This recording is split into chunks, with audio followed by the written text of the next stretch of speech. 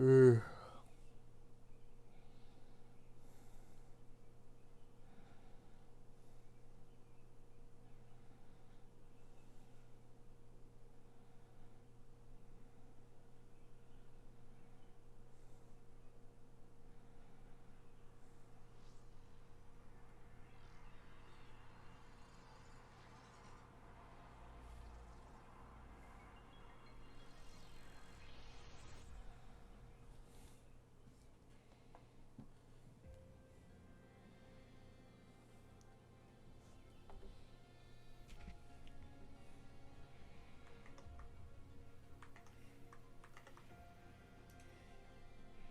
I mean, I didn't know my internet would go out.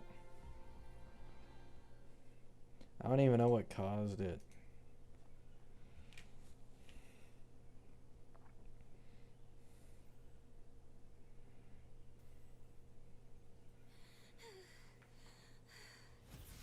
It's that girl. Cautious. Denia, can you hear me? I will handle this.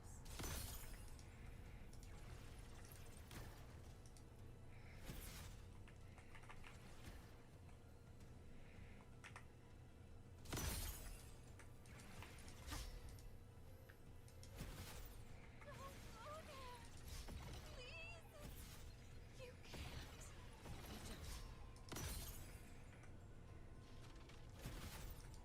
No! Don't! Let me handle this.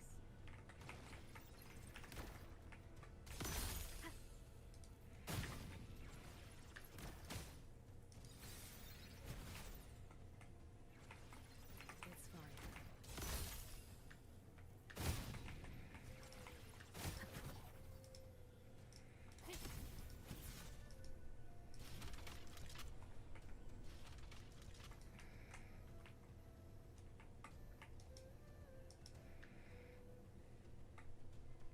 That wasn't too difficult.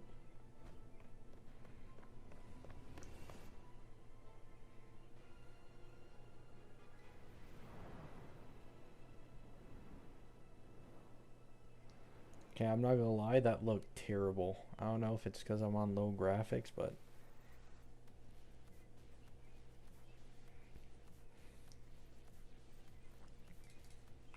Why won't you just stop?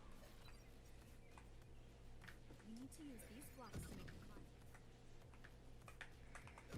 It will eat you.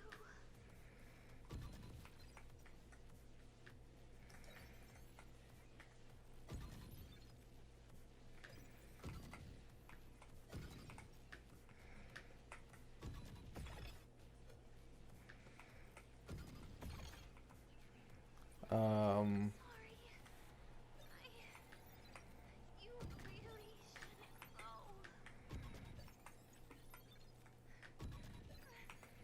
I sent you away.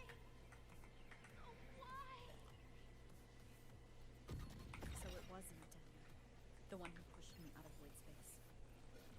what happened? Internet?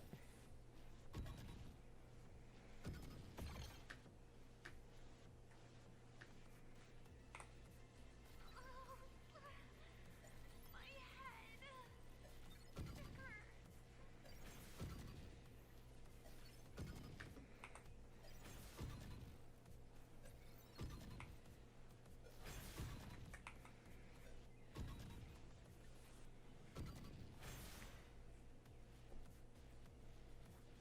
No, no. Playtime over.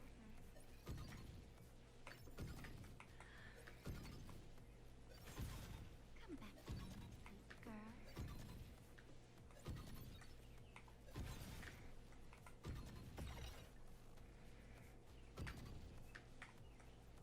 No! Please! Don't Yo. leave me!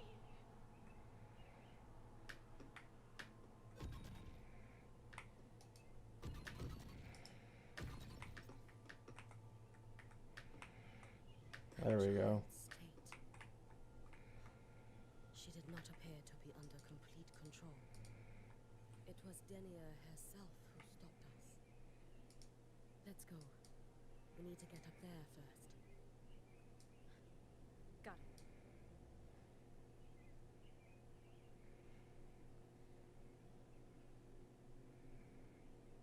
Have you been watching over Denia here?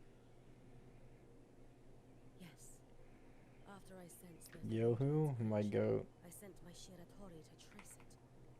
That led me here. To her. In the Dina Plains. She remains under the Frax.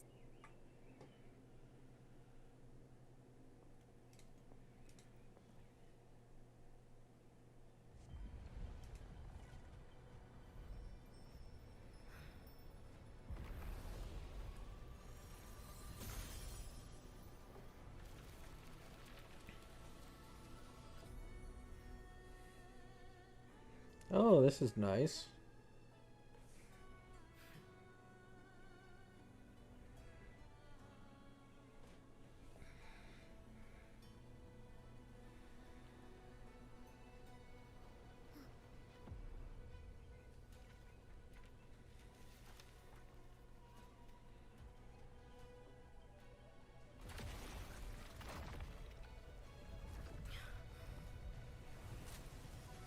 The Dark Tide. Yuki, let me help! No need. I must do this myself. I can see how people really like Hiyuki now. They gave her some good treatment here.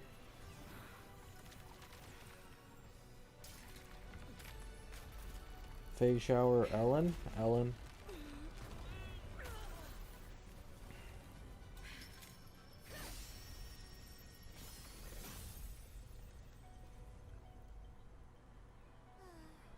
Why not choose the easier future?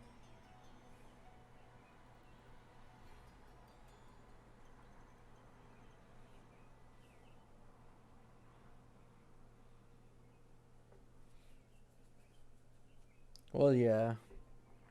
By the time V3 hits, most people kind of lose their interest in the beta. Because even though there are changes after V3, there usually aren't like drastic changes. And you already have a good idea of how their kits are going to end up. So you're already waiting for the next characters. That's just kind of how it goes.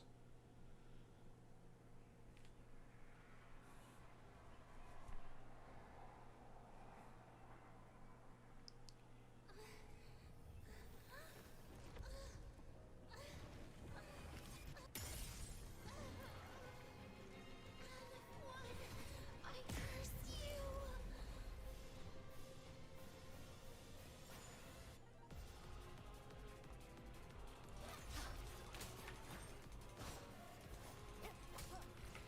Annihilation! It's fine. Lens Extra collective. All of this running around in serious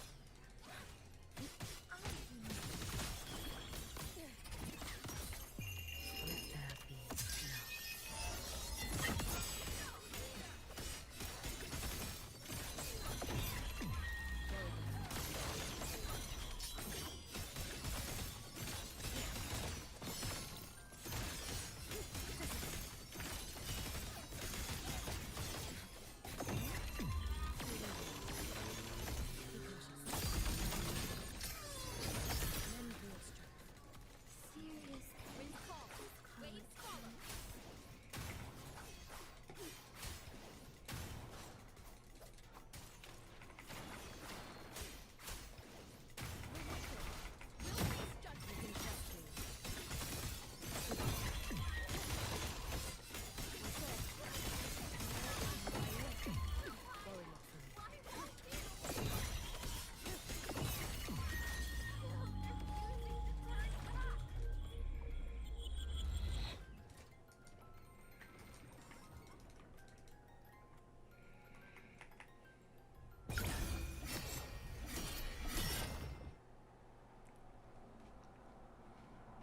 Current V3 to V4 situation. I mean, the only reason people are talking about the V4 currently is because they're dumb. Roam above the inferno, gazing at the snow. Like Himiko went from the strongest DPS in the game to now she's the strongest DPS in the game, just not by as much. And then people are talking about Gilgamesh like he got completely ruined when he barely got nerfed at all. A life as fleeting as the first.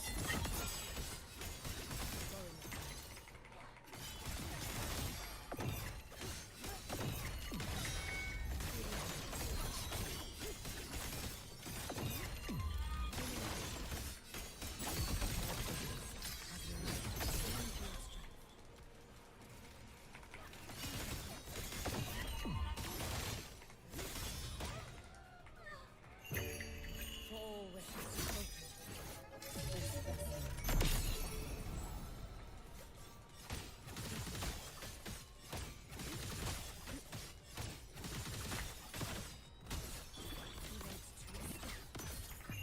Take your final blow into none. Didn't you skip her? Does this look like I own her? This is just the story stuff.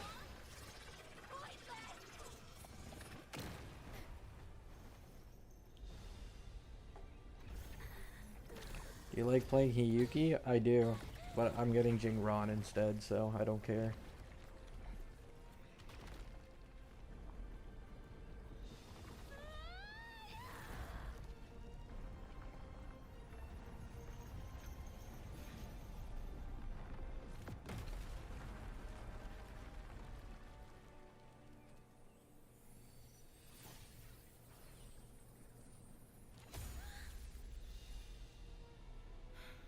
Hiyuki rerun? I don't plan on getting her on a rerun either. After I get my 3 DPSs done, it's about investing in their teams. For Cart, it's Chakona. For Ameth, it'd be Dania or Lene. And for Jingron, it would be Suoming.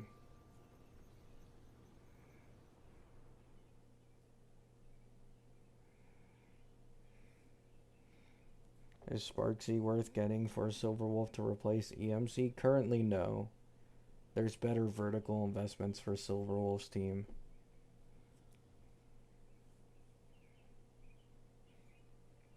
It's like a Phanon situation.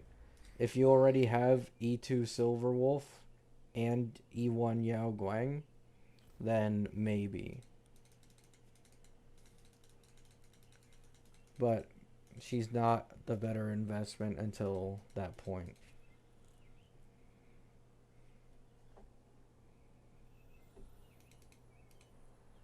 Oh my god.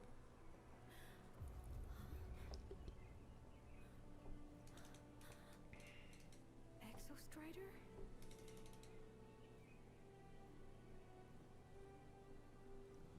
Nice, Sodic.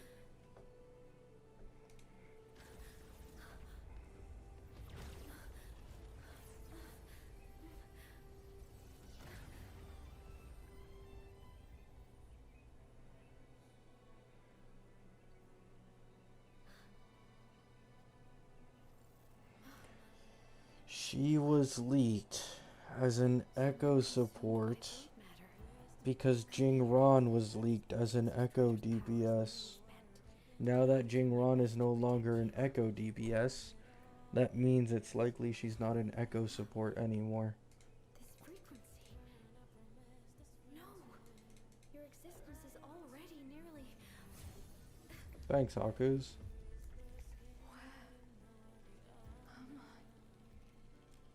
Did the void storm consume me? Oh my...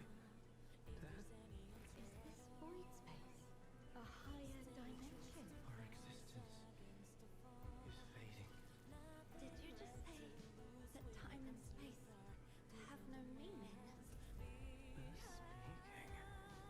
I can't see you, but I can feel you. Sound doesn't travel here.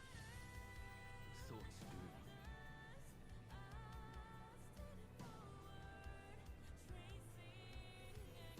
No problem, Adrian. The Exostrider?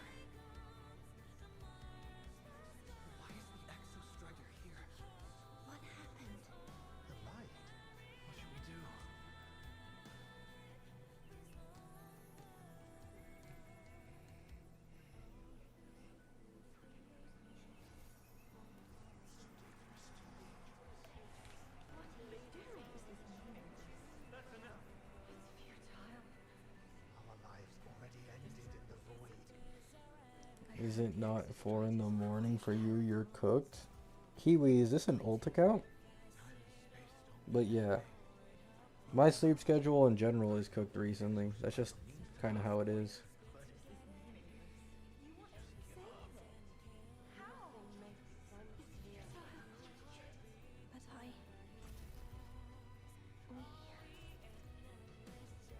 We made it to the stars to reach for the unknown, didn't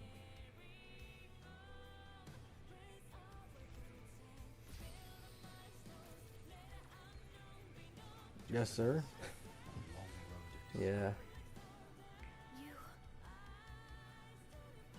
This is where we came from.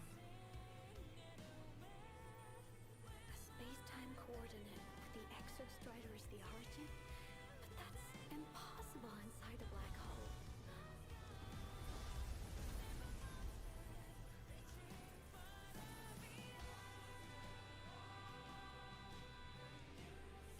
3.4 was Edge Runners? Yeah. I was trying to talk, but my messages vanished. The YouTube gods are angry with me, it seems. Oh, that's weird. I remember you had this issue like a long time ago, too. You charted the unknown with your lies. I'll make sure it's not in vain. I don't know why he does that.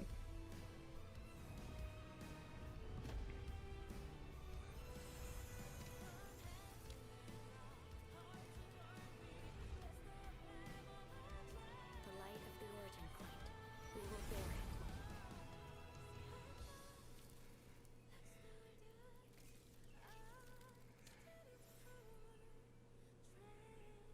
The only reason I have this is for that exact reason back then.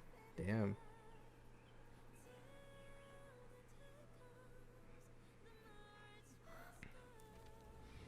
By the way, Kiwi, have you seen like the newly revealed Wuthering Waves characters? Or you're just not interested in Wuthering Waves? Because it's too much. Too many gotchas. I'm Evan. Can you bring the drive replica here? It's the heart we built for the exostrider. Don't worry.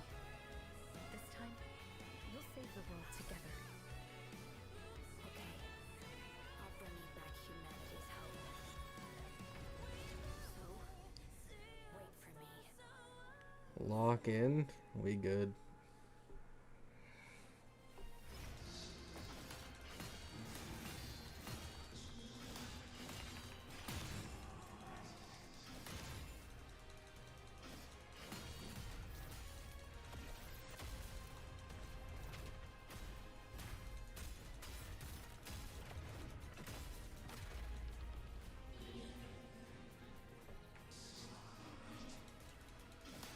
Oh yeah. Crazy how I feel the exact same way, Kiwi. You and I think exactly alike. They have such great character designs that it makes me come back sometimes. But when it comes to consistently playing a gacha, it's just HSR for me.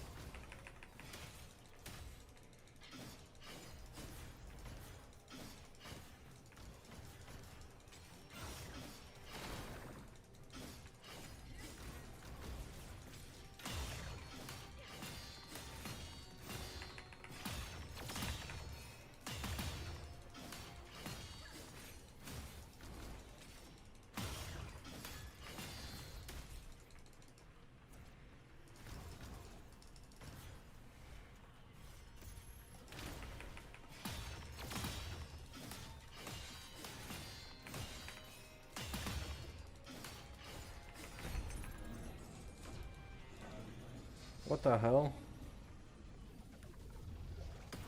This is cool, yeah.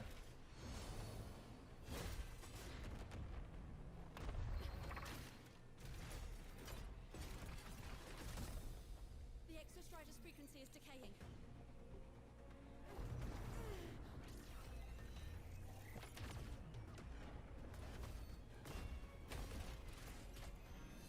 Its reading is about to flatline. Status on the drive replica. Almost ready. We just need the calibration data now.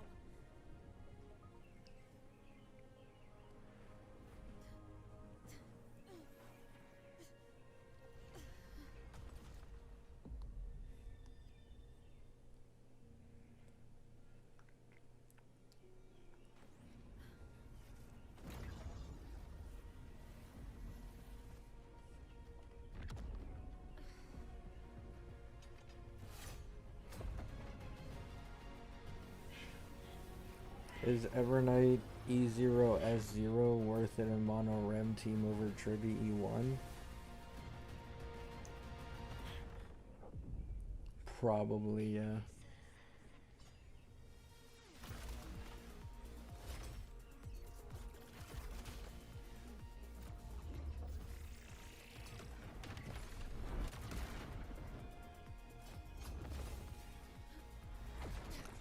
Because I know Cyrene is more valuable than E1 Trivi and Mono Rem. And then I also know that Cyrene isn't as important as Evernight for Mono Rem. So, considering those two things, it's likely that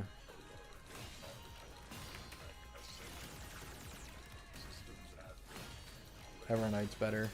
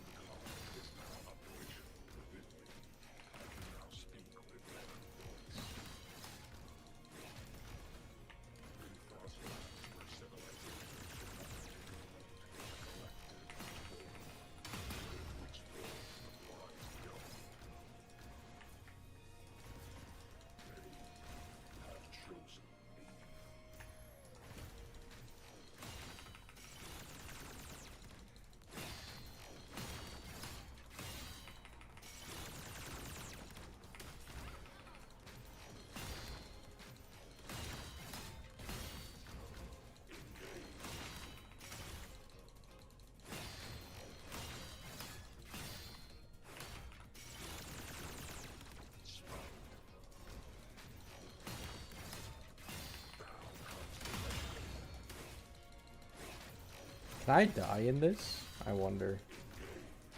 Usually the story fights, they just leave you at 1 HP.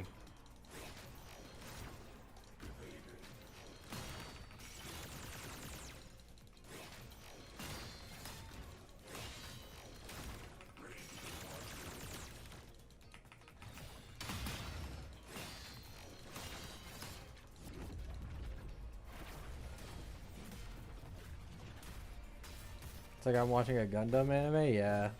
They've really stepped stuff up.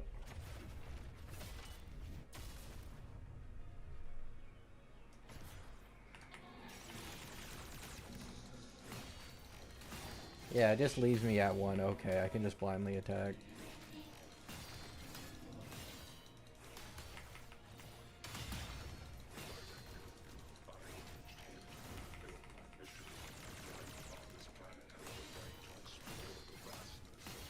$400k per attack L power creep. I think this is 3.5 million actually.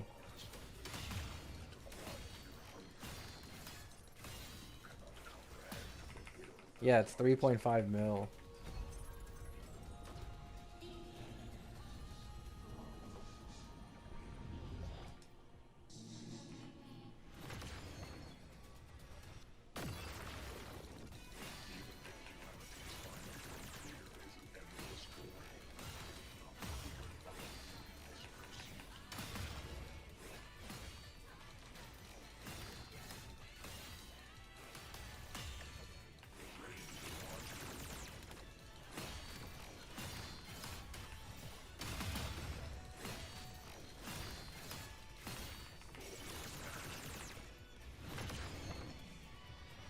Still power creep, true.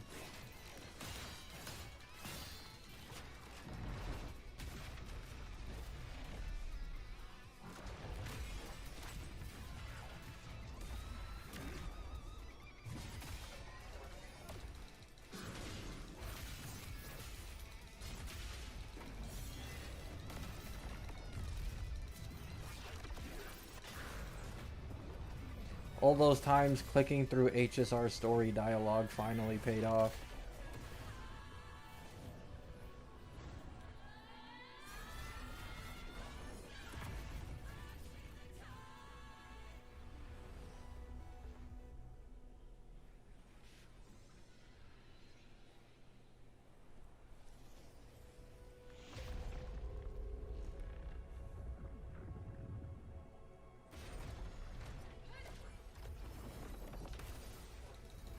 Is this gonna ask me for something? No? Okay.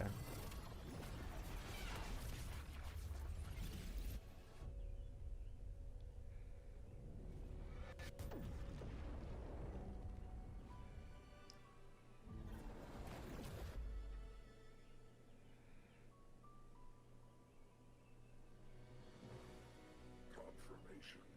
Battle concluded. Void matter responses within. When will HSR get this level of cutscenes? I mean, HSR does have it. They just make it too short. Like, the majority of their goated cutscenes are at max like a minute long sometimes. And then you won't see another one for a while. W skip? I mean, you know what I'm here for.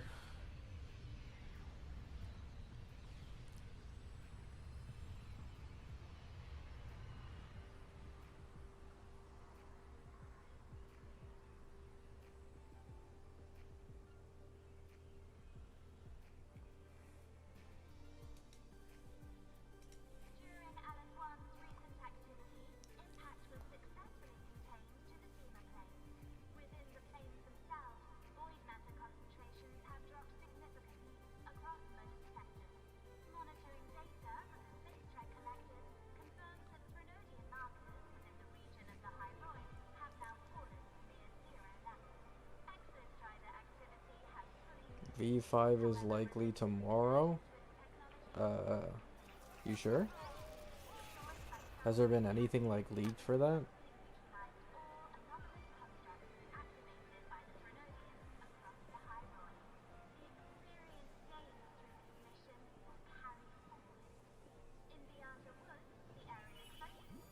I remember how blown away I was for the Phanon Myriad Oh yeah. I know what you're talking about. That still stands as like one of, if not the best to a lot of people.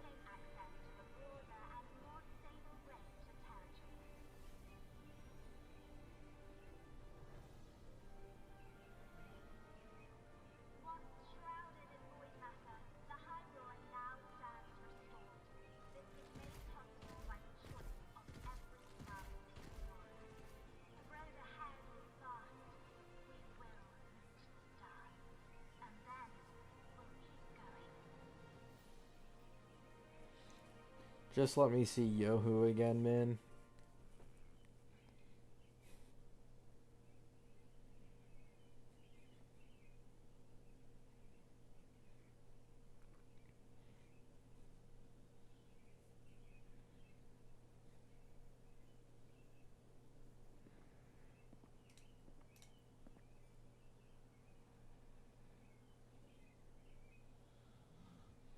What is the best investment for Rin in an Archer team? S1 and then her E2. But her S1 takes priority because it's easier and still strong.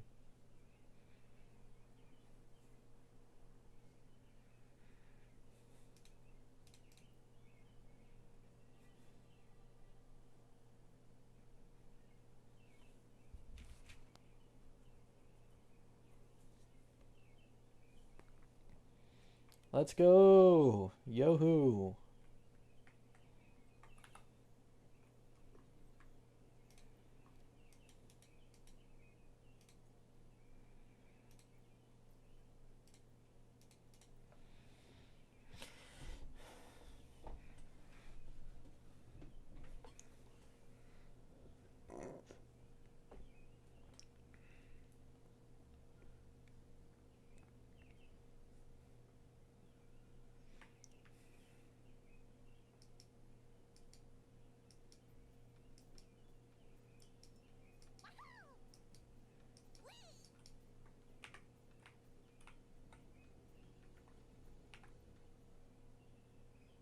3.4 story. Is this 3.4?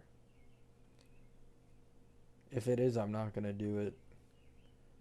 It said something about like an epilogue, so I thought that this was still the same story. Yakuro must be just ahead. This was Honami's last rite of purging. All is settled. Only one final thing remains. I have truly kept you waiting for too long, Kyokuro. True, Kiwi.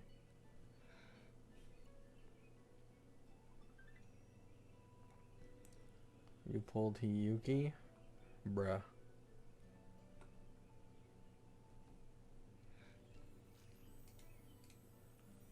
How much cost does Archer take to Zero Cycle King now? I don't know. It's probably the same as any previous version. All of Rin's changes were like pretty small, I so have come. I could try and find it. I have. Ready to kill me then?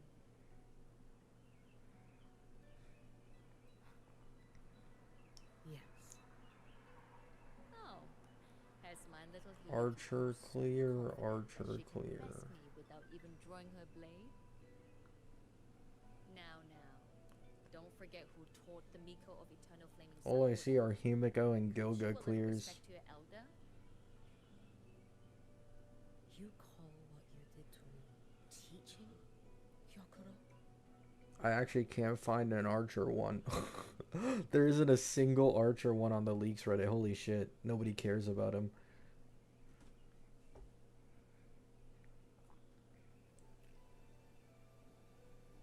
Come then.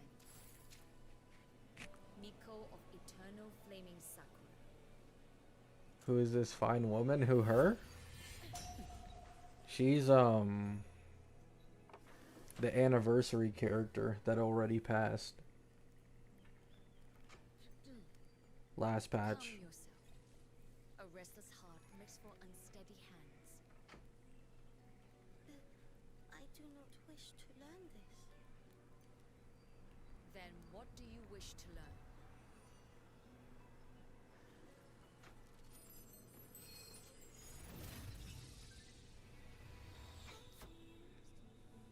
This girl will become a great archer.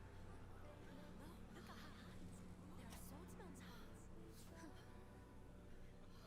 are swordsman's hands. Not in this life. Her hands aren't ones to hold a blade. Isn't that right? Well now, you have refined your technique. People saying Himiko's fine as she is are trying to sabotage her. Brother, she's fine. She still has the lowest cost clear against like legit everything, including the king.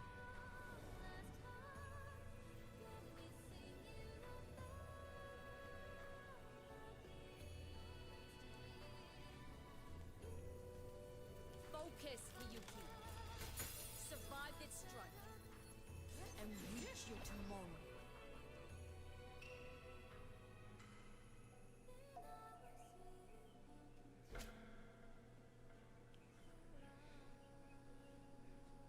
I mean, I don't believe in the Vietnamese sheet. I've been saying the Vietnamese sheet is just stupid to use for agendas for like weeks at this point. You have But like mastered Himiko these isn't weak. She doesn't need a buff. She's still outperforming legit all the teams in the game in 3 targets or less. Or sorry, 3 targets or more.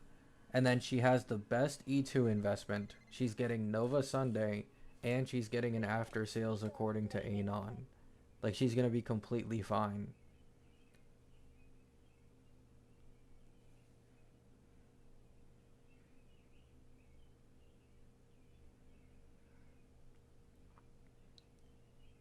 She's not that far ahead of Ashblade and they're getting Avon in 4.5. Yeah, but she's also gonna get a new support and Nova Sunday, is my point. Like, they're all gonna end up being equal in the end. Notice how the non-main push team of this version is the first one that's finalized. That doesn't mean that other teams aren't going to be finalized. they're gonna use the fucking Avon team as like the bottom baseline for the main push teams like Silverwolves and Himikos, and then they're gonna give Silverwolf and Himikos their supports and Novas.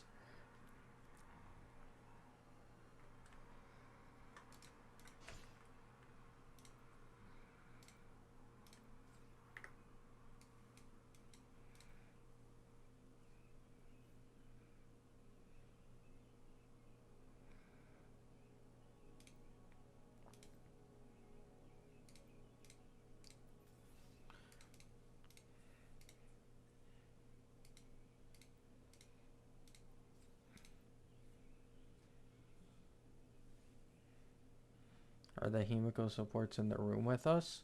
Brother, Nova Sunday. And Anon himself leaked that outside of Sunday, there is one support that is made for Himiko who should upgrade her. And he specifically said it's not Robin. He said it's somewhere later in this version that people aren't aware of. Like, if you want to not believe the guy with a 100% track record, then go ahead. But I'm not going to use that baseless assumption. Hiyuki will be mine one day. She's so pretty. Yeah, we were talking about it earlier. Unfortunately, I'm not a big Hiyuki fan. I'll show you some of the characters that released since you were gone. Let's add more memories to our album.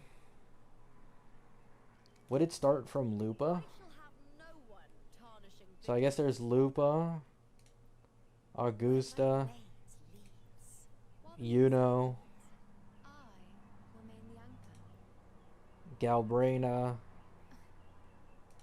Who gets the Chisa, That's your call. Lene, Long bucket list. Mornai, Levels. Precision calibration. Ameth, Look, a laser sword. Sigrika. This is the one you like. IS6 Lupa, that was my last time playing this game. Dania, Behold. The colors of the stars. Rebecca,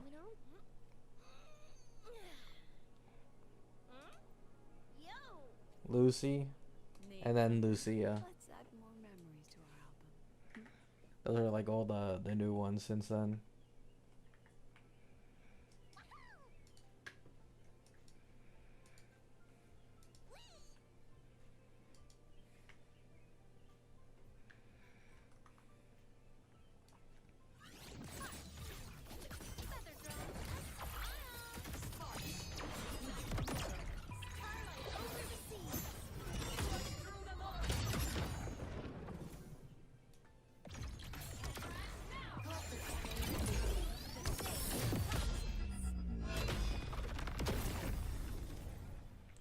Where's the cool men? Let's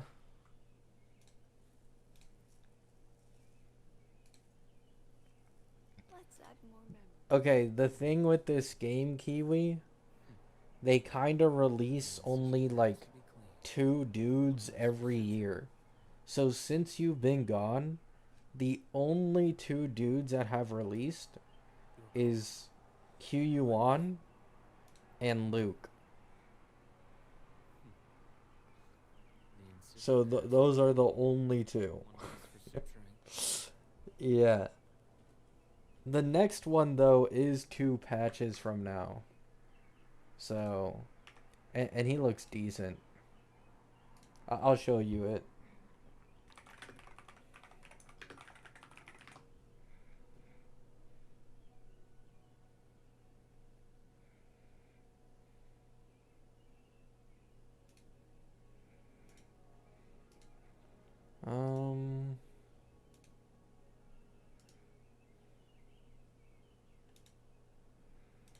Save.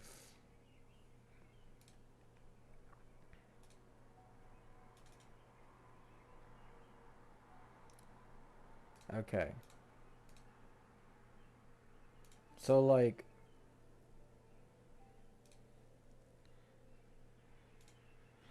these are the upcoming characters.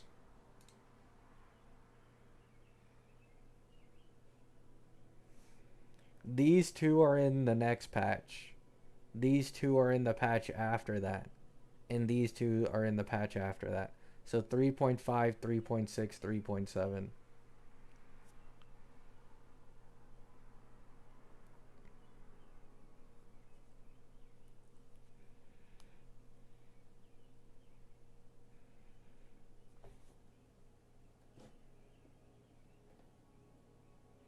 This is bad. I want all of them. Yeah. I'd imagine. My interest is in these two right here. I don't care about the rest that much. Jingron looks cool, yeah.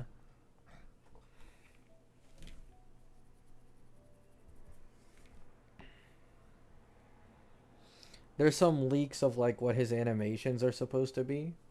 Of basically, he's supposed to open the gates of hell and then ghosts start spilling out. And then he slashes it. H-Sin? Yeah, this is the next big thing. Like Hiyuki. Hiyuki was an important character and on the anniversary. This is the next important character. Arguably the most important in the game released yet. So not only is she going to get the good animations and the good design, but she's probably going to be the strongest.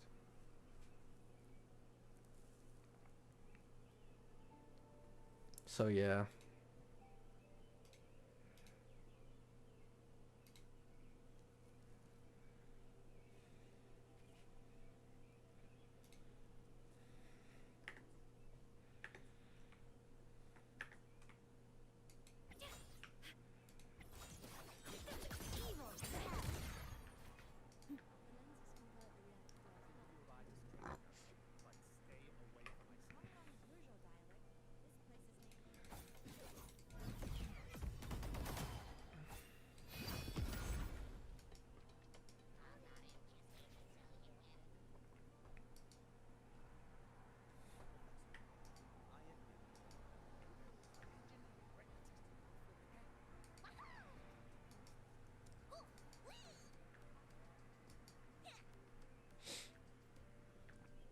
Any leaks on what the roles of these new characters are gonna be?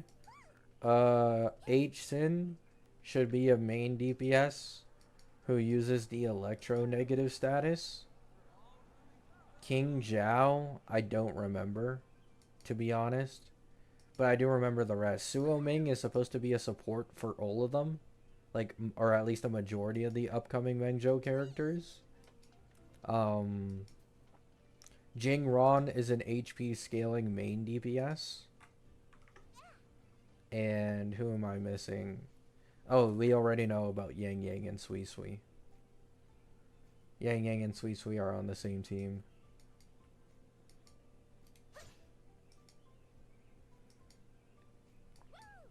Suo Ming and Echo third slot? Oh my god. Yo, how many times do I have to repeat myself? You're getting this off of the same leak that said Jing Ron was an Echo DPS. And he's no longer an Echo DPS. She's being made as a support for the upcoming Mengzhou characters. Anything that changes when it comes to the main DPSs of Mengzhou changes with Suo Ming.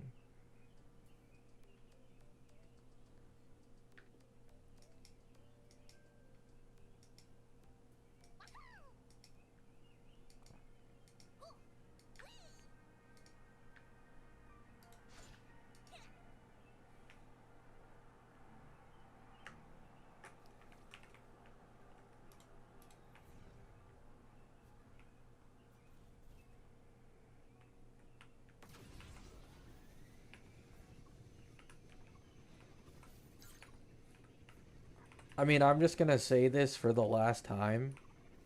Anon already leaked that he believes Robin will get an after sale support, but it is not in 4.5 like some of you may think.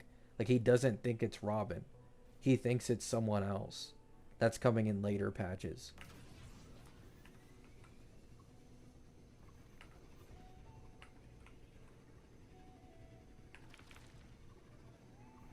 What's your PC specs? 3060 Ti and a Ryzen 5 5600X.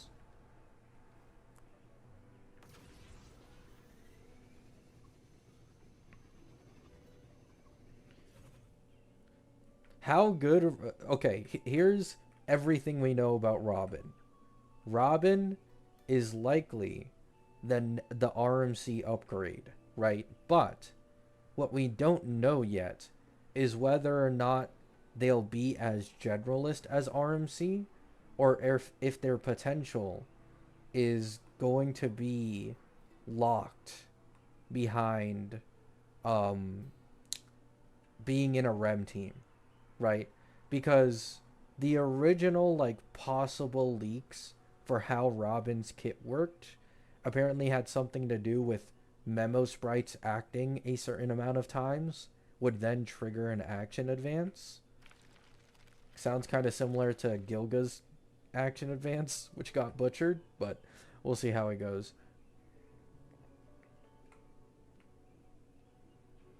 Robin's likely DPS? No. She's just not likely a DPS. I'm sorry. Every single leak about her has been that she is not a DPS and she's likely a support.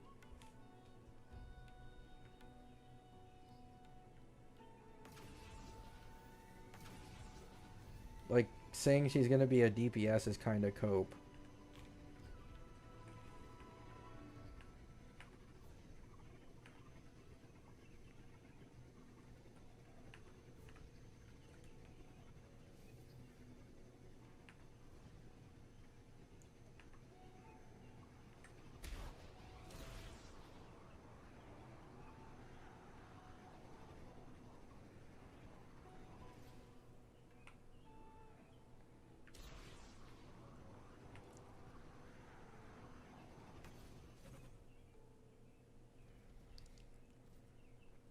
We're replacing an Annie main push in our own niche and team in this house. That's disrespectful to every Cassie player. You guys need to understand that...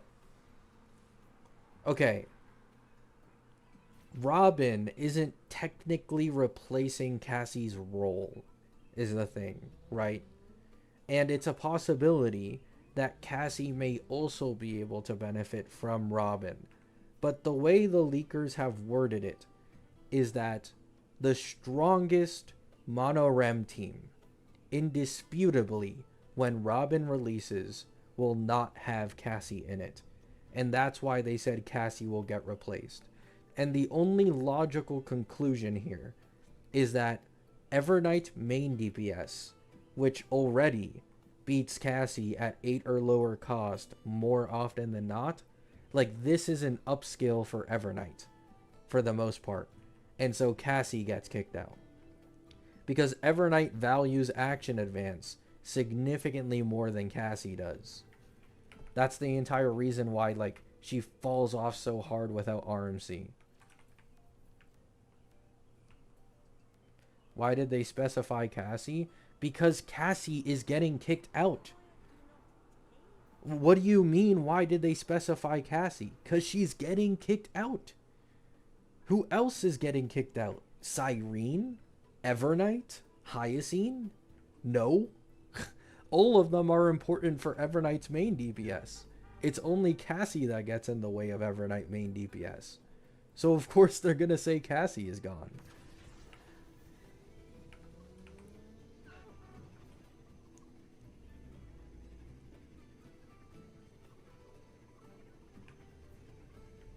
If she was a support, then they'd mention RMC? Oh my god. Like, they specifically said mono-rem. Mono-rem. The only team that is referred to as mono-rem in the entirety of this game is Cassie's. Nobody considers RMC when they talk about mono-rem because he's a free MC.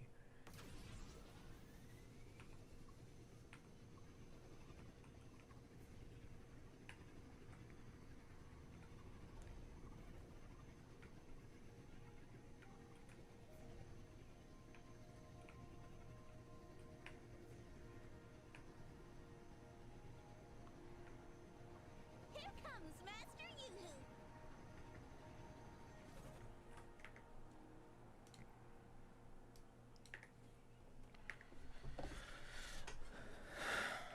Oh my fucking god. Just believe what you want to believe, man, please. I'm so sick of this shit. Ugh.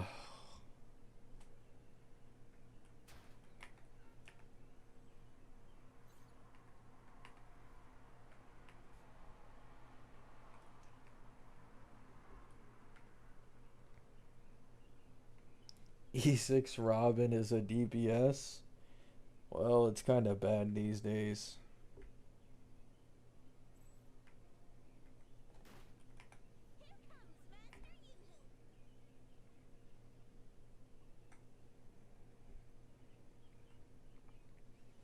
Yeah, like, you guys need to understand. If it was she's a DPS, it would be you're replacing Cassie's role, right? If they said replacing Cassie's role as the main DPS of the team, sure. But that's not what's said. And every single leak possible about Robin SP all say that she's a support. Legit. Like, help me understand. How would leakers have been confused whether or not Robin SP is actually for Himiko or Mono Rem if she was a DPS like Cassie? Because if she's a DPS like Cassie, nobody at all would ever assume that she could even be used in Himiko teams to begin with, unless she was an RMC upgrade, in which it makes sense to confuse which team she's a support for.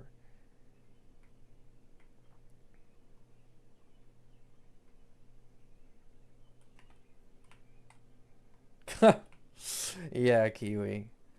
Unfortunately, these days it's quite dated. You kind of just stop at E1 or E2 with Robin.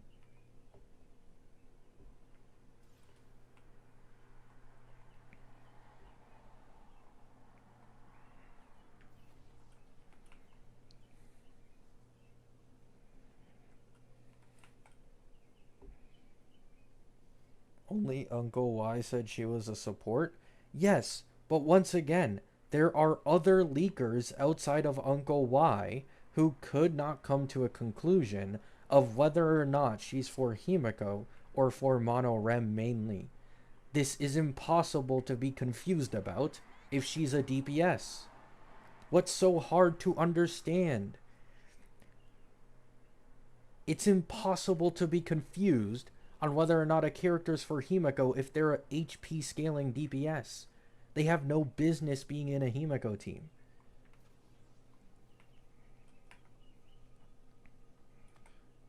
No credible leaker said Robin is a support, and no credible leaker has said Robin's a DPS.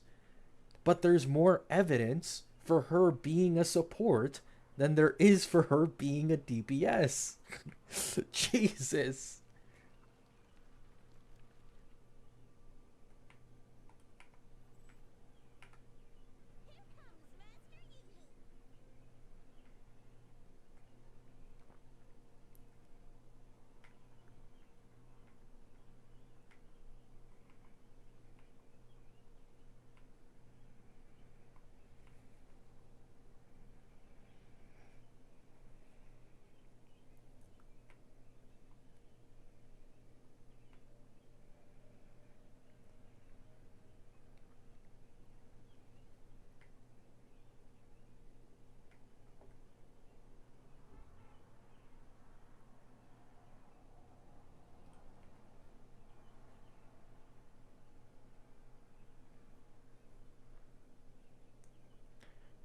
V5 got released early? I don't think so. I don't think V5 is out. If it is, then nothing happened.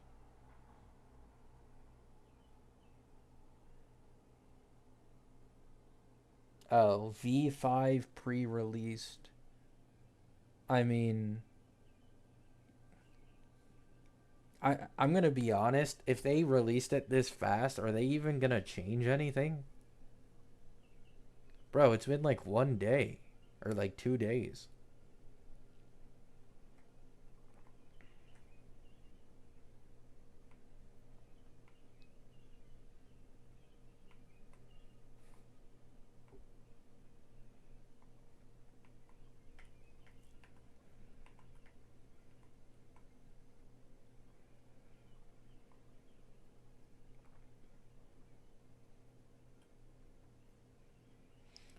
The thing is, Tactician,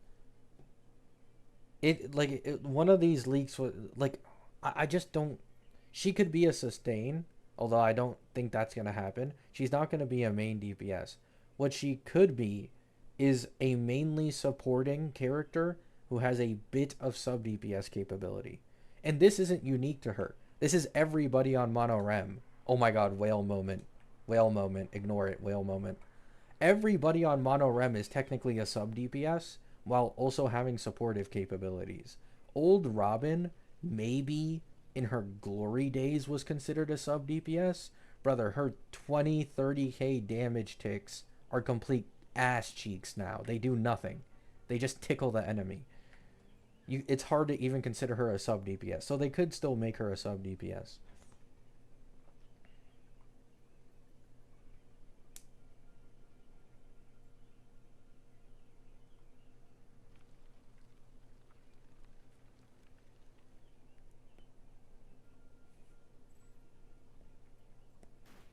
V5 ain't doing anything? Yeah, I had the same opinion, not gonna lie.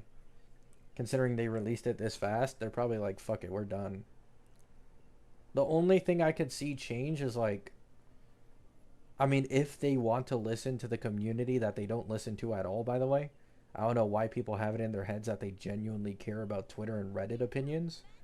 The joint attack might become more valuable, either through more damage or easier to access. Like less stacks. Himiko, I don't see getting changed. And Rin, I don't see getting changed. So it's just Gilga.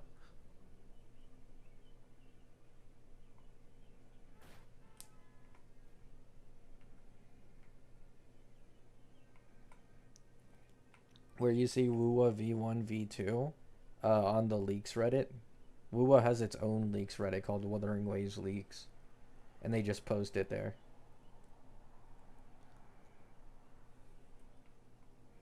She's doing worse than Archer. I've said this like a million times already. Saber and Gilga are going to get Nova Sunday. You use Archer without Nova Sparkle and with Rin, and that is a more accurate comparison than to Saber Gilga not using a Nova Sunday. Because literally, all the complaints that people have about the Saber Gilga comp currently disappear with Sunday. Action advance, energy regen, his buffs get changed to Team Y just like it did with Sparkle. Everything is fixed. Every single thing about this team just gets instantly fixed. And then there's also the really good E1 investment that he'll have after it gets reworked.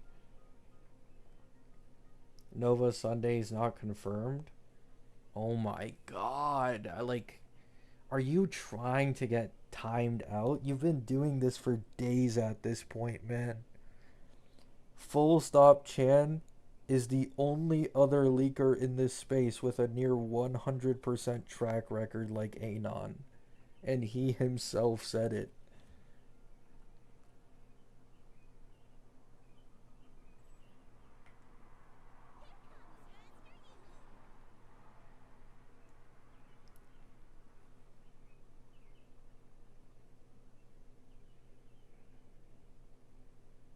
When are the next Novas? Likely 4.6 if I had to guess.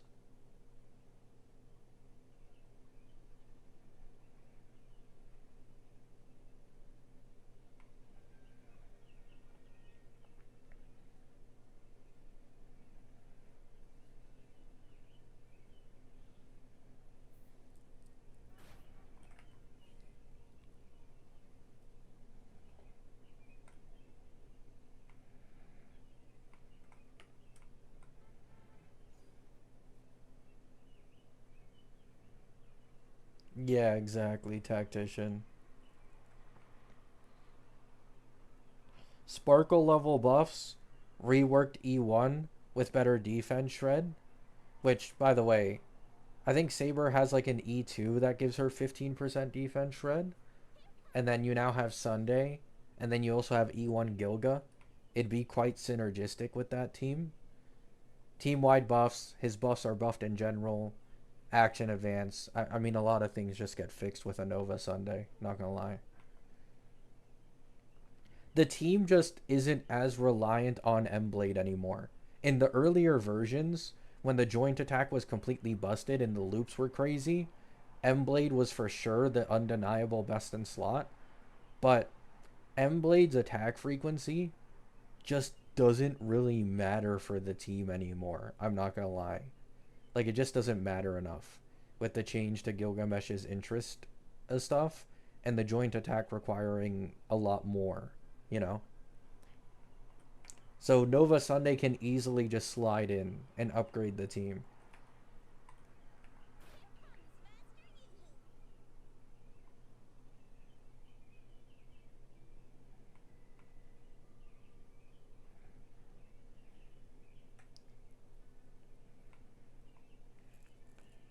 Sunday is a single target buffer? Yes, but the point is they can make him a team-wide buffer, just like they did with Sparkle.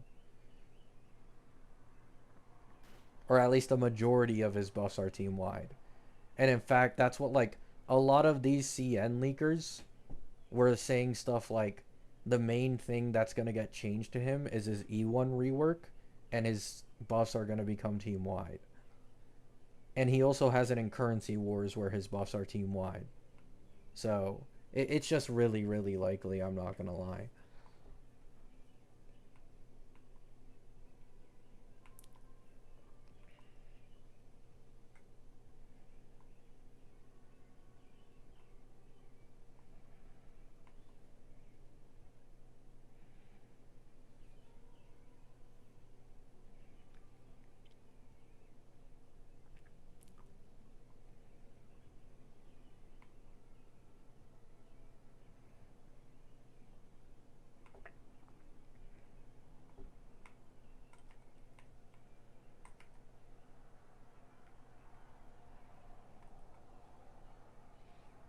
I mean, yeah, they've already Nova'd character. Like, Sparkle and Black Swan Nova wasn't on a main push patch.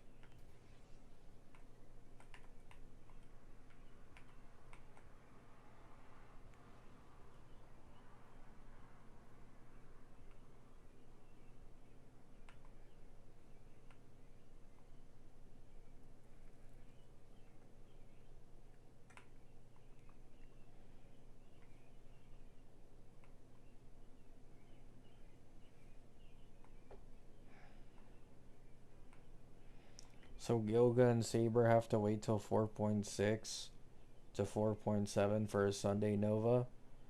And by the time, yeah, what about it? Like, what's the point here? You're saying this as if Silverwolf sustain teams are that much ahead of Saber Gilga teams. They aren't. And then Gilga has been given for free. Their best sustain Huohuo is actually synergistic with their team, unlike Huohuo and Elation teams, who is also free. And then you also get Sunday. And Sunday might possibly be free, considering the trend of them doing a free character every 2 patches. Like, who cares? Like, what do you expect? Do people who pull fake characters where half the team is free expect it to be top 1 over the original HSR characters? Like, what are we expecting here? You're gonna be zero cycling. Who cares?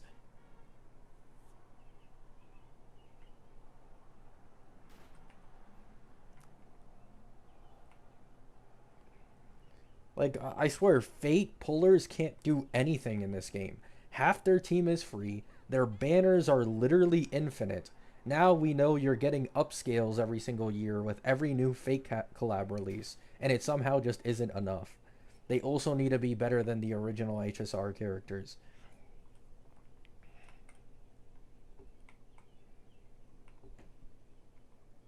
Archer released this strong? No, he didn't. Brother, Archer is the same case as Anoxa. At least before he got Nova Sparkle and all these indirect buffs. Archer was a low-cost demon. But when the HP inflation started hitting, and he no longer had good horizontal investment anymore, his cost to clear shit became more than nearly every single Ampho DPS. And then he got saved by Nova Sparkle, and now he also has Rin, which is why he's as strong as he is right now. So what do you think is going to happen now that Saber has gotten Gilga, and she's going to be getting Nova Sunday in a few patches? The same thing that happened to Archer.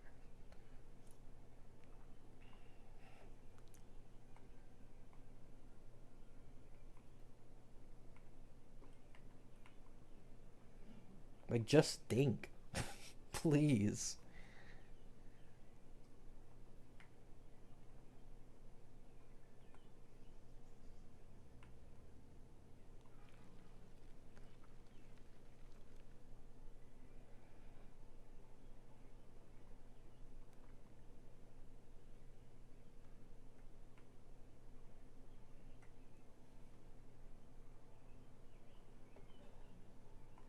Nova Sparkle didn't help Archer that much. Oh my god, man.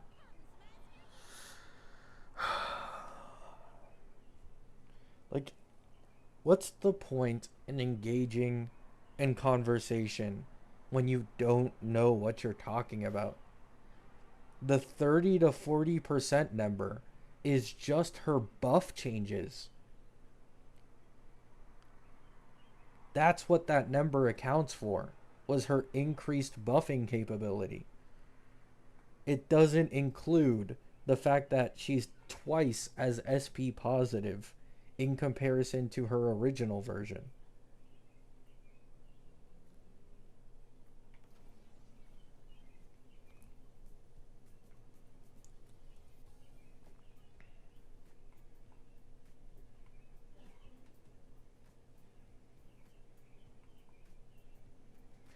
Yeah, also 30 to 40% is like a noticeable jump, even if it was that much, but it's more than that.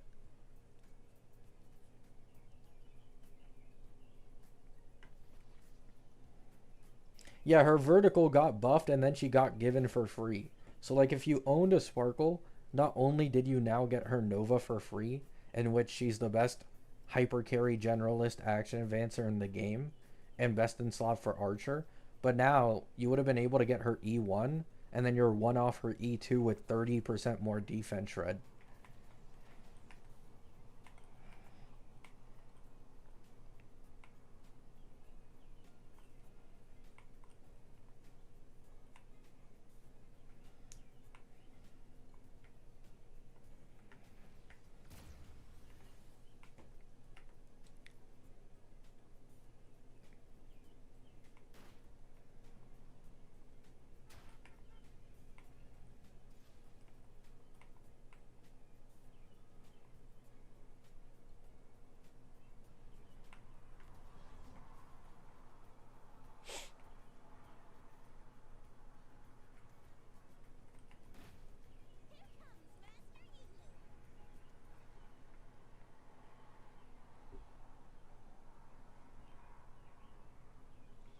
Oh my goodness.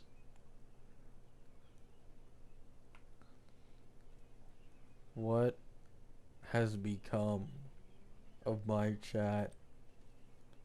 What did I do to deserve this? I'm so sorry.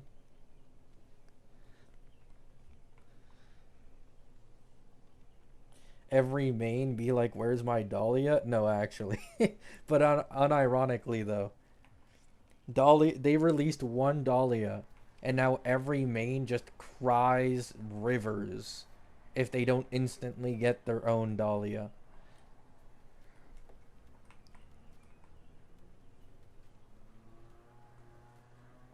Although, to be fair, considering Gilga is free, Dahlia isn't and you need to pull, when you consider E1 Gilga on Saber teams versus any other option, I do feel like he's close. Because at that point, the energy regen is much higher, and the entire team gets 30% more defense shred. It might be like that level for Saber.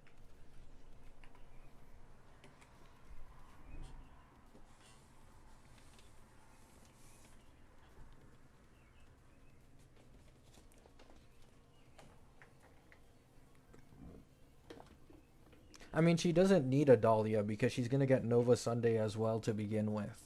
It's not just a one time thing, right? Like she's getting 2 buffs. It's Nova Sunday plus Gilga at the exact same time, with Gilga being given for free. To be honest, they might do the sparkle thing with what they did in the 4.0 selector. They might make Sunday free as well. I'm not gonna lie.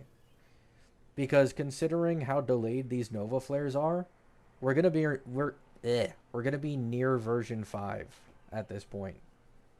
I wouldn't be surprised if they just put him on a selector while they Nova'd him.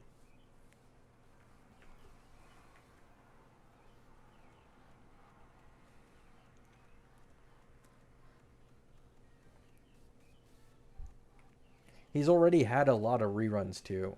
I think he's had like 2 or 3. I think 3. Let me check.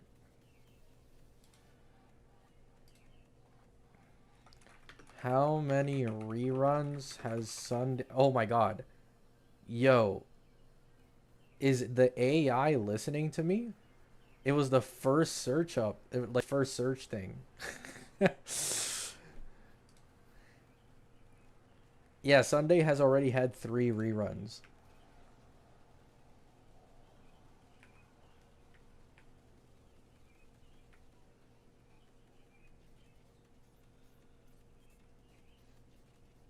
Always listening, GG.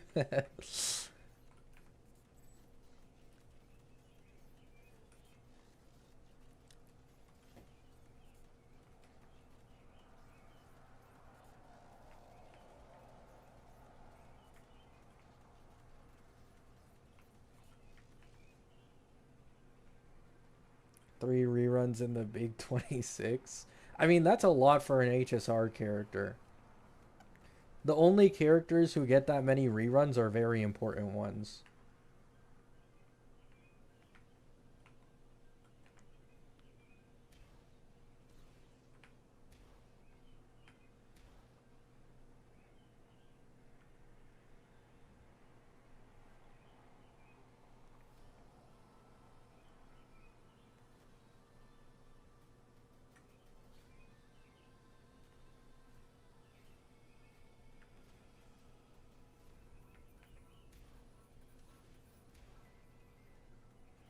It's always a support getting reruns. Yeah, it's usually like the stronger generalist supports that get reruns.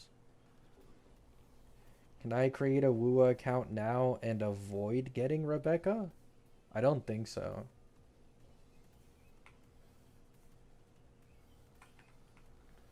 Pretty sure you just instantly get her. I mean, you have to claim her. Like, it's a thing where you have to claim, I'm pretty sure, on one of these. Yeah, you have to claim it here.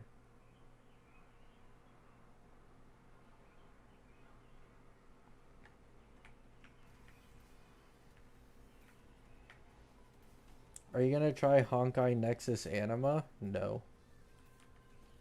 That game looks... Like, I used to hold the same opinion for HSR, but at least pre-HSR, I've played other turn-based games. I can just tell I just don't care about Nexus Anima in the slightest.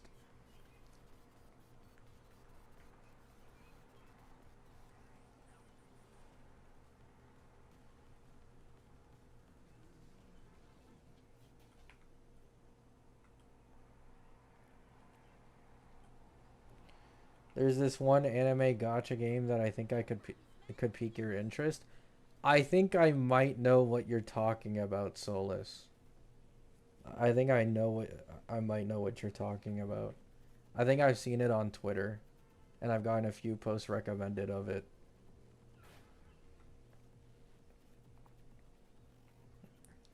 I've been keeping my eye on it a bit.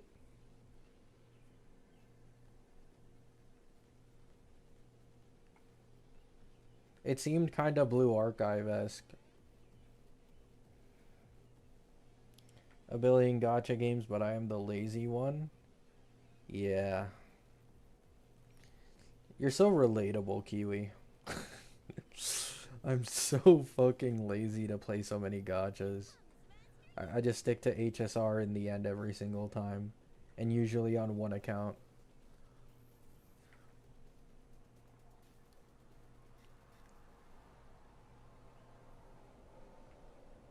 Blue Archive, but actual gameplay? Yeah. That's what I saw. Is it the same one I'm talking about, Solus?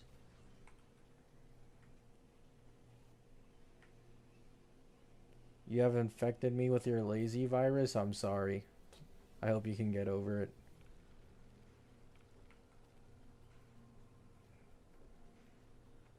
Play other gacha games or Yahoo Bike Sim? Hey, don't hate on the Yahoo Bike Sim. This is as peak as it gets in WUWA in terms of gameplay. Yeah? Yeah, I thought so.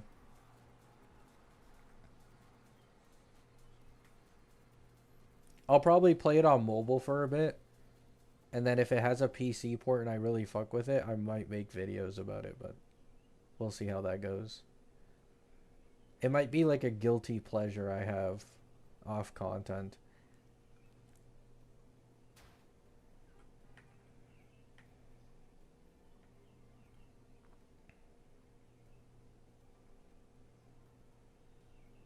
Whoa, whoa, whoa, whoa, whoa. Chill on Silver Palace.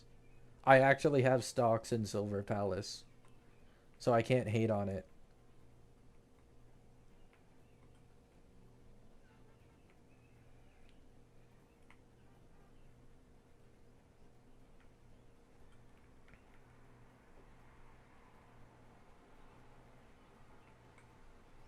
Can't do Genshin story? Tell me about it. I love that skip button.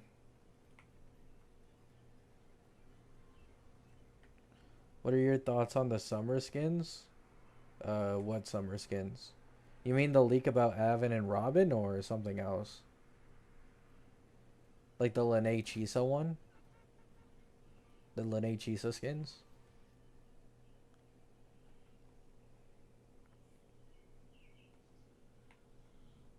For WUA? Oh. I mean, they look good, especially Lene's in my opinion. I think I like Lene's more than Chisa's. But it's nice to see that they're starting to release skins more often.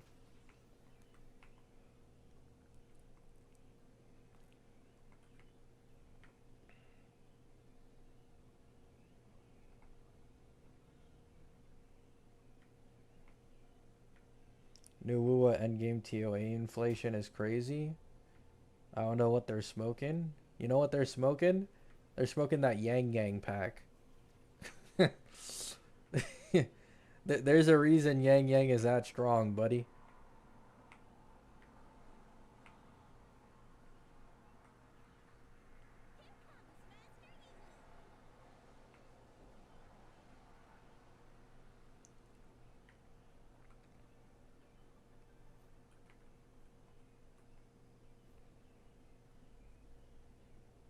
Can you do a run of the new TOA with your teams? I don't have teams. It's just 2 solo DPSs on my account. When are we getting Yohu Summer skin? That's what I've been saying. But I don't know. Something tells me that they aren't going to release it, unfortunately.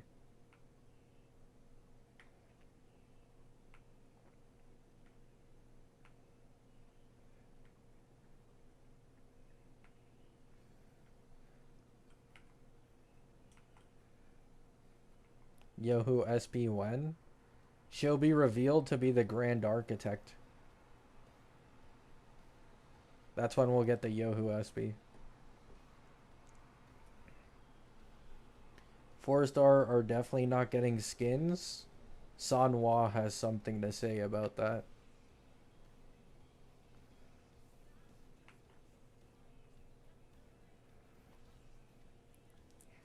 S6 Ameth can solo it, bro, I believe. Yeah, S6, not S3. S3 Ameth is like kind of mid. It's like a 70% jump or something. And I don't even have her SIG either. The S6 though, yeah, for sure.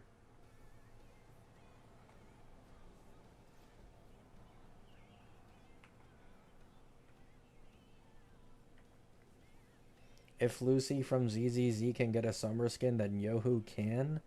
Ooh, true. Wow. Hoyo outdid. Okay, I'm gonna stop. But yeah, ZZZ Lucy skin is goated.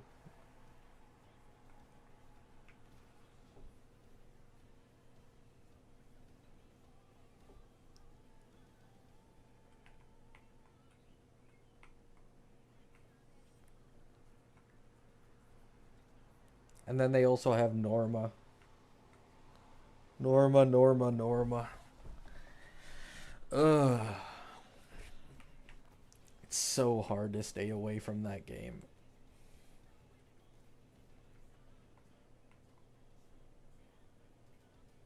I forgot tribalism was a thing. Unfortunately, it still exists, Kiwi. Unfortunately. I do feel like it's been slightly improving overall over time, but it's still pretty bad.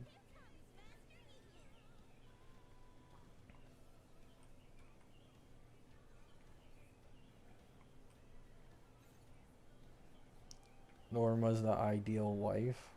True.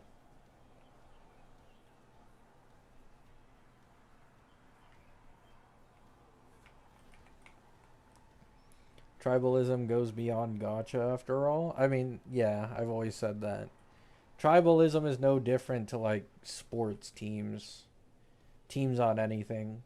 Console versus PC. PlayStation versus Xbox. Nintendo Switch versus Steam Deck. Monitors versus TVs. Etc. etc.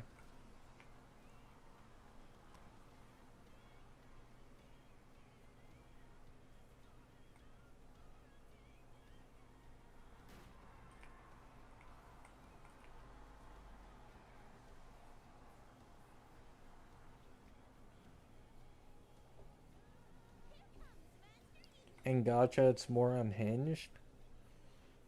Um,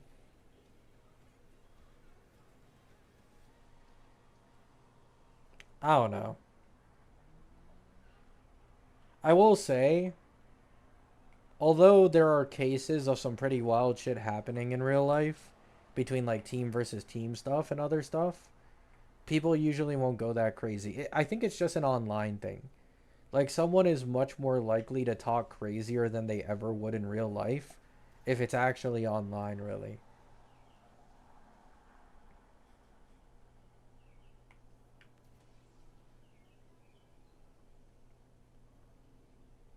Especially when you're anonymous. Oh yeah, Ronaldo versus Messi, yeah. That is probably the greatest example of similar to like gacha tribalism. Yeah, definitely. Like because of the World Cup going on right now, the amount of tweets I see from both like Messi fans and Ronaldo fans trying to constantly put the other down is insane. Now I think Messi is better. I always have, but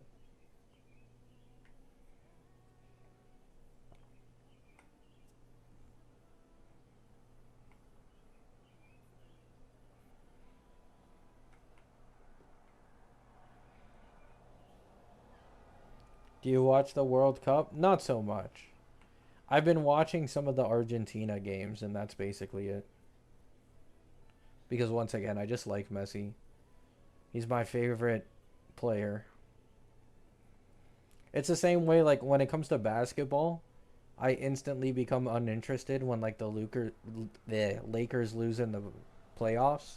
Because I'm mainly interested because of LeBron. But as of recent, I am like equally as interested in Luca, I'd say. I've grown a liking to Luca.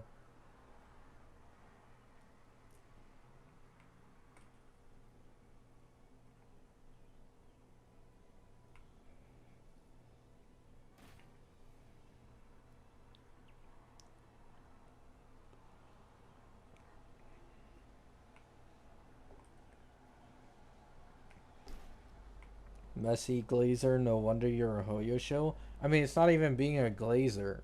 It's just being a fan. Like, I imagine Glaze as something like you go crazy over this specific person and you're constantly like trying to make them seem like you don't need to try to make Messi look good. Like the guy's accomplishments are out of this world. There's nothing to even like glaze. It's just like acknowledgement for the most part. Oh yeah, I also like Mbappe.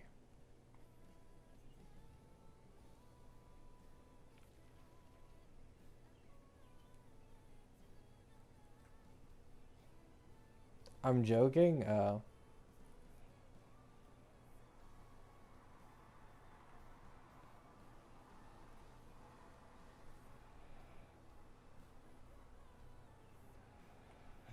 I mean, I think it's completely fine for people to have their preferences. But yeah, the tribalism, especially when it gets super toxic, is just pathetic. But like, for example, you guys know this. I mean, people can call me a Hoyosho however much they want. For like the past 2+ years, I've been very open about the fact that I hate Genshin. You know?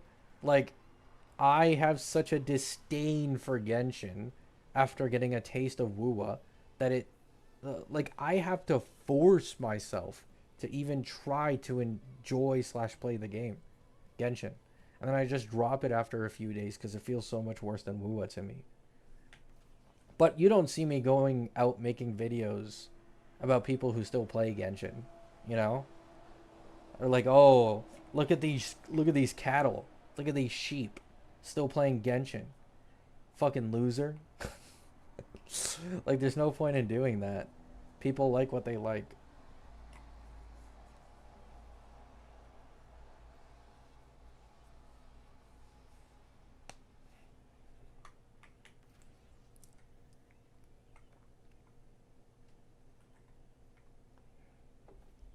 It's like the same thing with HSR. Like, I'll glaze HSR a lot, but objectively, HSR is quite dry in terms of actual game content outside of the new story releases.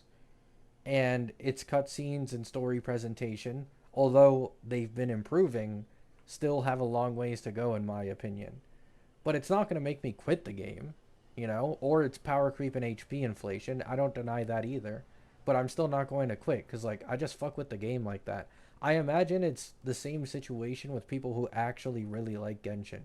Like, they're aware of all the issues it has, but they just don't care because they love the game for what it is and the characters.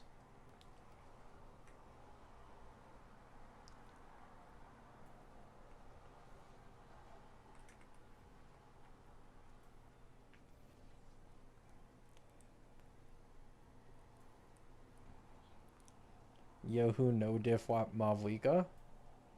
Low key? I might agree. Mavlika might be washed. The new generation with Yohu is taking over.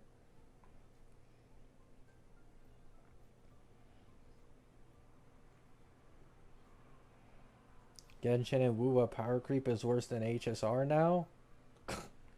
Don't kid yourself. Wuwa might have a little more power creep now and some significant HP inflation lately, but do not kid yourself into believing that its power creep is on the same level, if not greater than HSR. Not even close. I'm okay, I need to explain this to you guys, right? Before version 4 hit, the max damage ceiling for a full E0 S1 team was Cassie's at 29 million.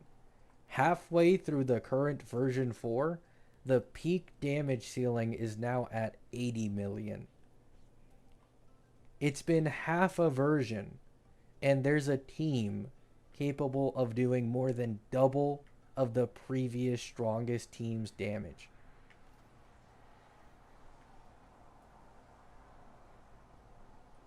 Now, there is a caveat. It's sustainless, and it's with Archer Rin. You know, chill on me, okay? But that's just kind of how it goes. And it's also Himiko sustainless with E4 well. I will say, in terms of sustained team performance, the game has had nearly no power creep. If that's the metric you use and you're a much casual player, which to be honest, that's the metric most people care about. Like Cassie Monorem is still like near the peak of sustained team performance. Still, like I think Himiko's a few million more, and that's it.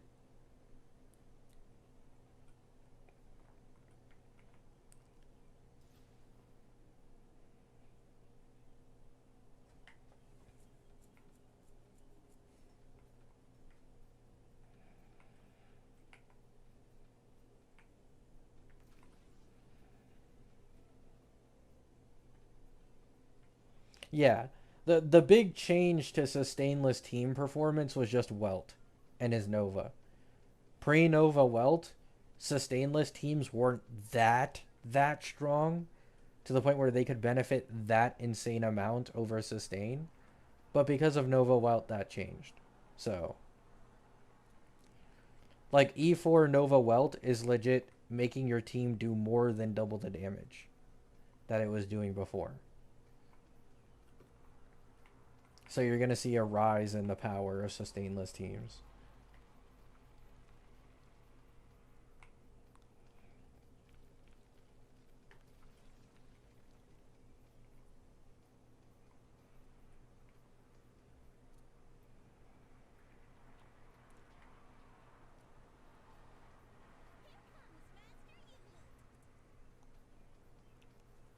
Should E4 Welt be 0 cost? Someone brought up a great point to me, and it made me change my mind when it comes to standard characters. It technically does cost something to get Welt, right? If you want to say, let's say 5 limited instead of cost, and then you have Welt in there, I might be able to give a bit of leeway. But the cost system should include the cost of Welt, since it did cost you probably losing a 50-50 or a golden token in order to actually get him. My entire issue with the cost system is the fact that it's called cost, but then it has all these weird scenarios where for example, they'll include free 5 stars, right? These 5 stars are still available free right now in the game. And they'll say that counts as a cost, and it doesn't matter. It still counts. But E4 Welt doesn't count as a cost, right? That's where the cost system trips me up. I don't really get it. Because let's be honest, there is significantly more people in this game, believe it or not, who own Archer than probably own Welt, even at E0. Because Archer was completely given for free. And like 99% of the player base claimed him. You know? But Archer would still be considered a cost anyways, despite how many times he's been given for free.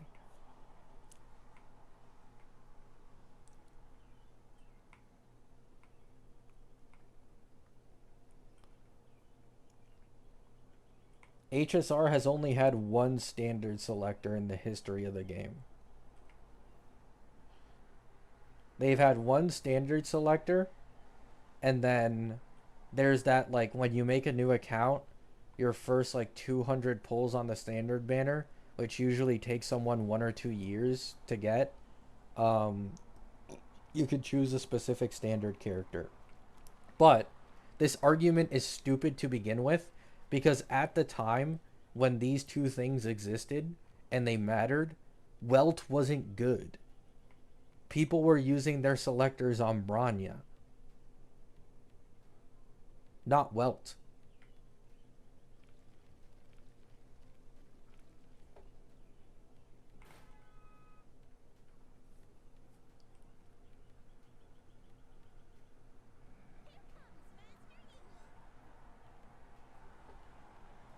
No, it doesn't, Summer. That's just complete cap. You can't get 200 standard pulls in literally It's literally impossible.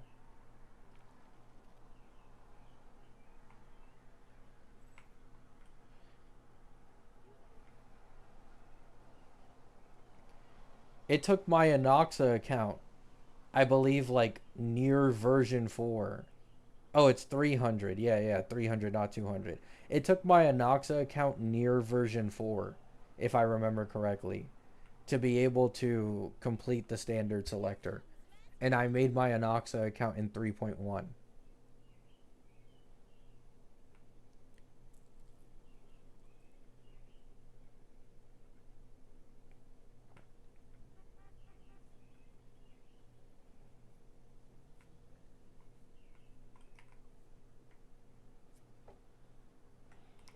Should he count as a cost? Because he costs something.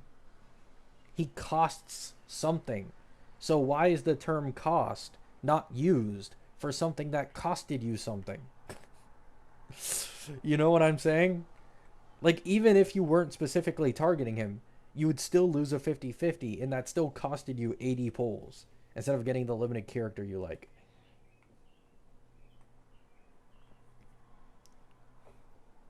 We received 2 standard. No, we only got 1. There's only been 1 standard selector in the history of this game outside of the banner one. Like, actual free standard, there was only 1. And it was like midway through Penacony. That was the only one in the history of the game.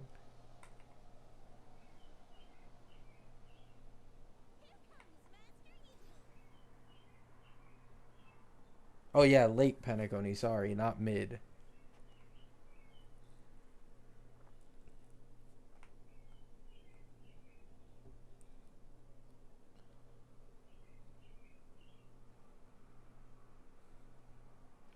One for previous Annie and one for 4.0.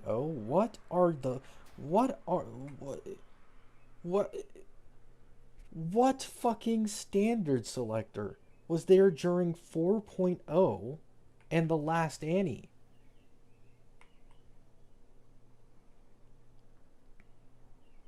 The last Annie gave a golden token, and 3.7 gave a golden token. Are you calling the golden token standard selectors?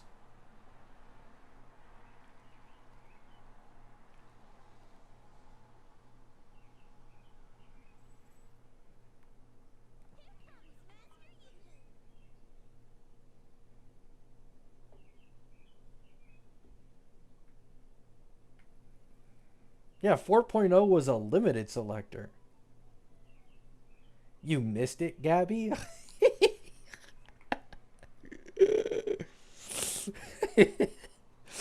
Fuck, man. I missed it. I missed all the free welts and Branyas. Fuck.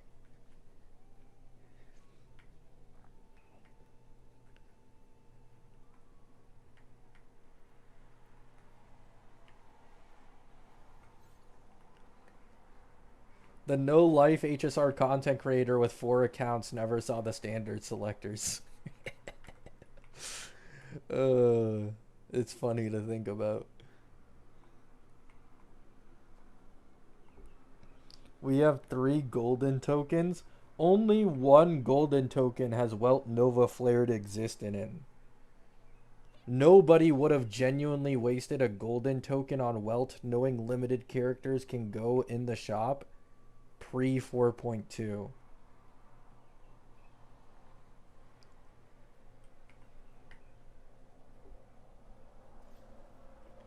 Like, in my opinion, using the golden token for Welt is only viable if you either have none of him at all, or if you're trying to go for the E4 and you're close enough, then maybe it's viable and worth it.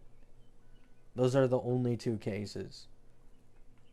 Getting him E0, and if you're close to his E4 to get his E4.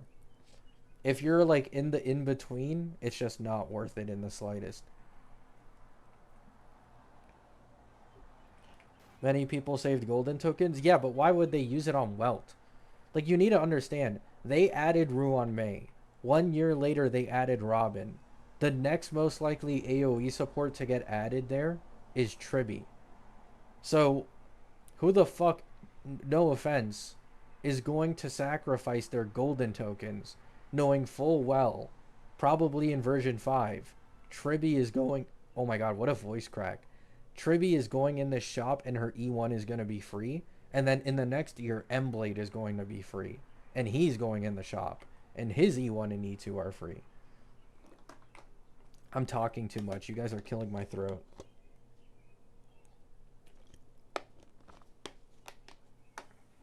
Yeah, exactly. It still costs something. It costs a golden token to get Welt in this case. Like, the golden tokens are only increasing in value. You now have Nova Huohuo. You have Robin in there. They recently put in Topaz, which people clowned, but she's leaked to get a Nova in the next batch. So Topaz might gain value being in there as well. Like, the golden tokens aren't something where it's, like, as clear as it was before. Before, it was literally just the Ruan Mei shop. That's all it was. Literally, the only character that mattered in that entire fucking shop was Ruan Mei. And nobody else.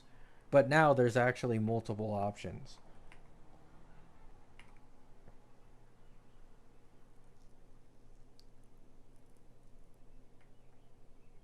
All summer full? I agree.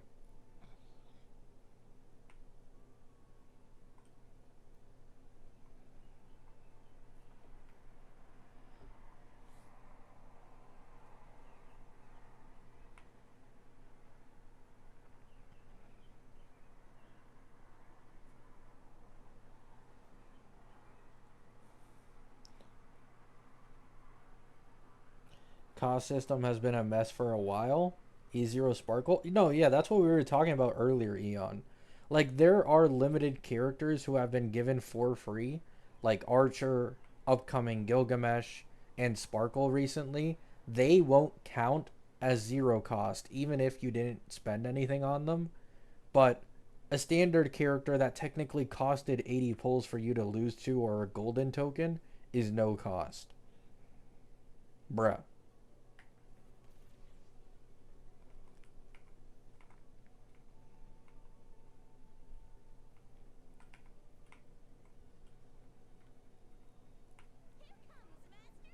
There are 2 standard selectors.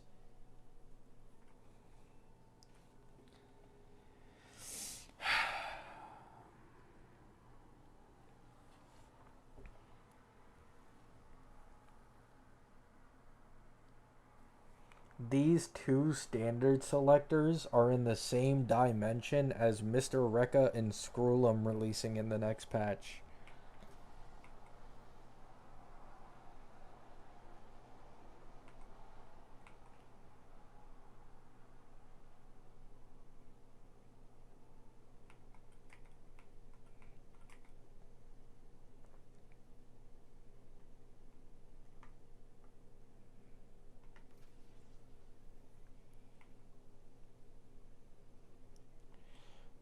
The way I see it, all the golden token units in the shop are a waste because they will never be best in slot.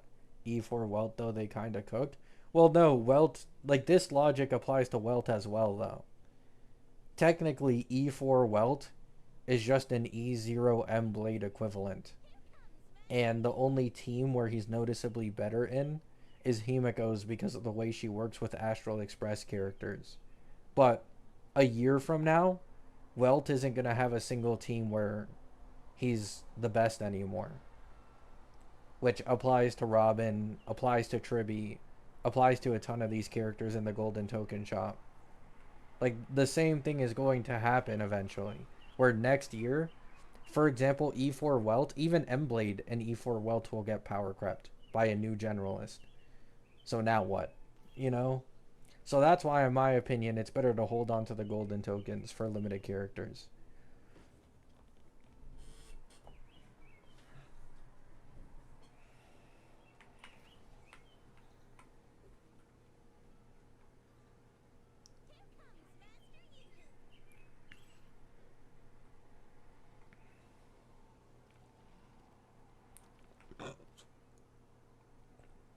Is EMC good or is RMC still a better unit?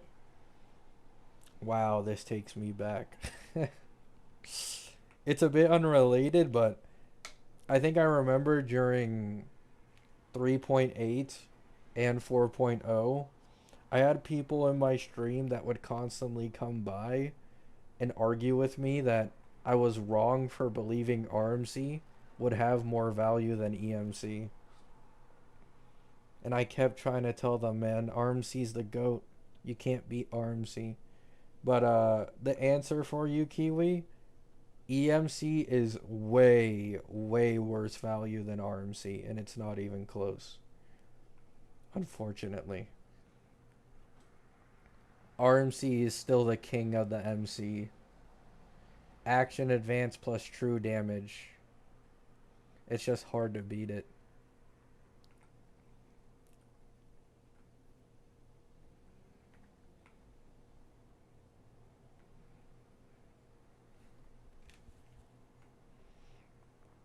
Three-turn buff as well. Disgusting.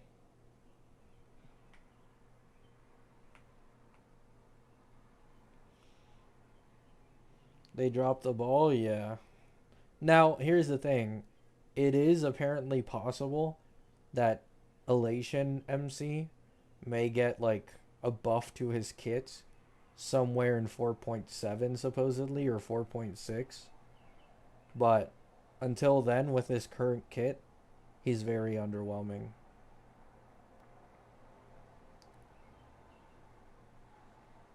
Well, actually, is he underwhelming? Okay, in fairness, I want to be fair here. In fairness to EMC, what happened with EMC is that unlike any previous version, his upgrade released before him himself, right?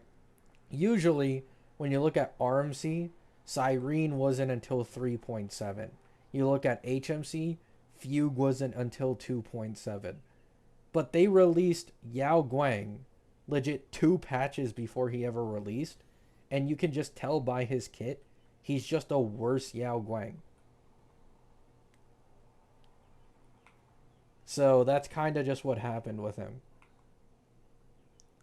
They released the upgraded version of EMC 2 patches before he released, which makes him look bad in comparison.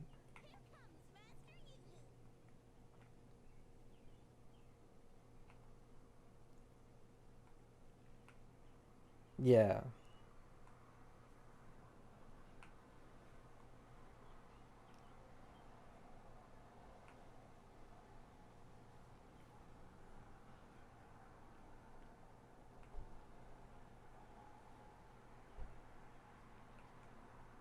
Do you think in the future we will have to pull for MC? No.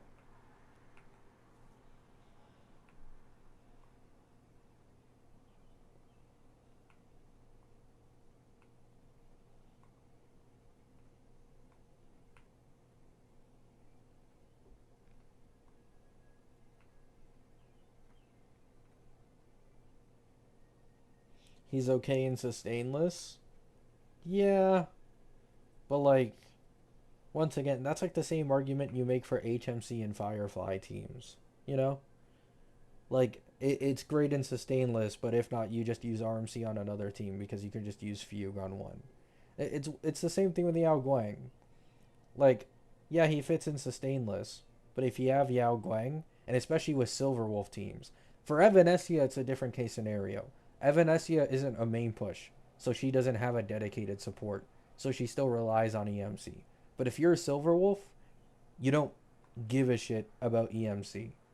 I imagine Pearl will be stronger than sustainless with EMC anyway, so.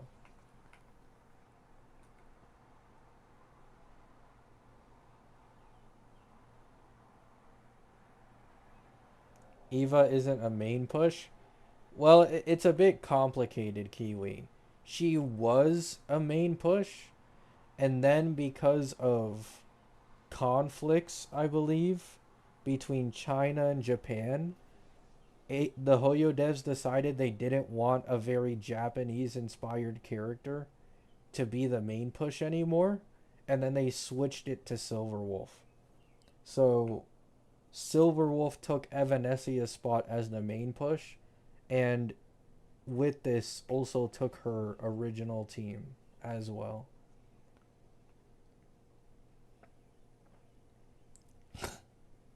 Yeah. So Evanesia was originally the one in Silverwolf's place in terms of meta and shilling treatment.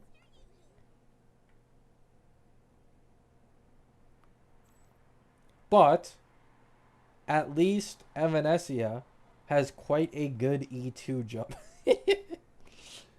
You'll see this decently often, Kiwi. Now, even the non-main pushes, they have good E2 vertical investment.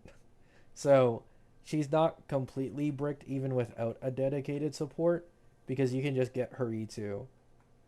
E1 and E2, they're both equally as good.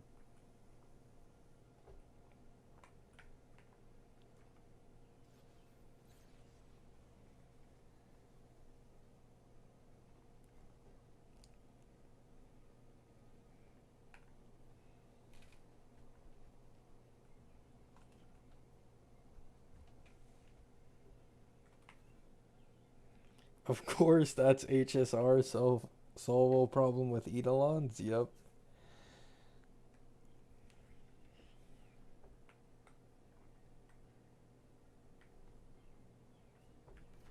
But yeah, that's kind of just what happened.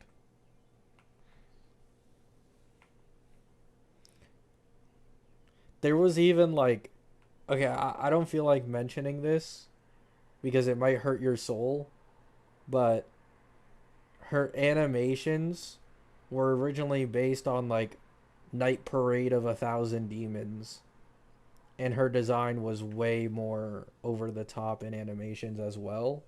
Was supposedly her original concept before they changed everything.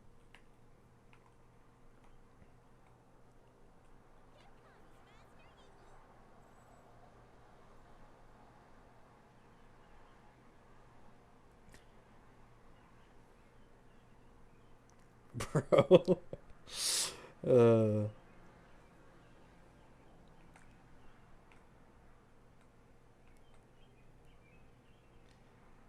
E1 so good it will be irrelevant after a few patches. E2 Silverwolf better. W agenda.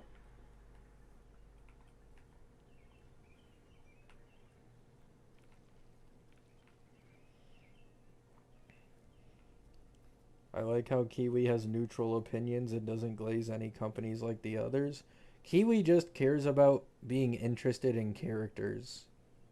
It's the same. Kiwi's interest in gacha games is the exact same as mine, though he cares about meta way less than me. So that's the difference. But we both just play gachas with characters that we like. There's no point in tribalism.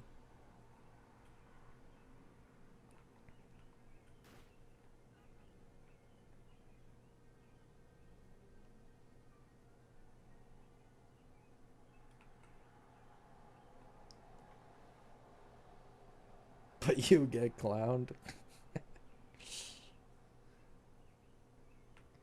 You're not him, Kiwi.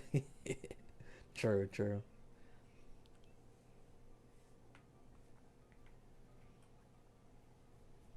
Six, seven.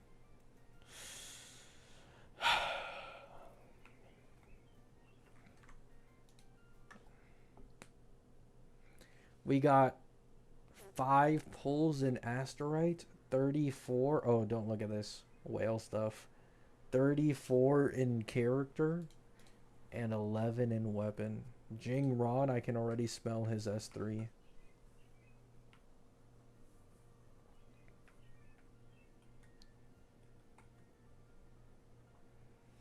Was there any updates on the V5, or like, is that just fake? Okay, there's still nothing about the V5. I guess.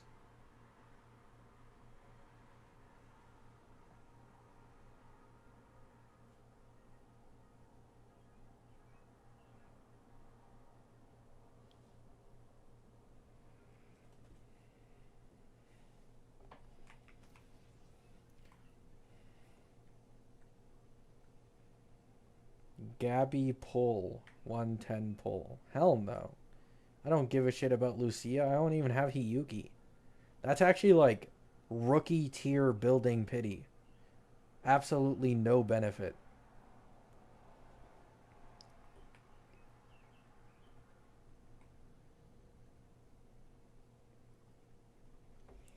I'd turn into Gabby if I had people pulling up to my stream and trying to spread misinfo. Yeah. That is, I'm open about it. It's the problem I struggle the most with. It's just like, I get so easily bothered by misinformation. I don't know how to like handle it better.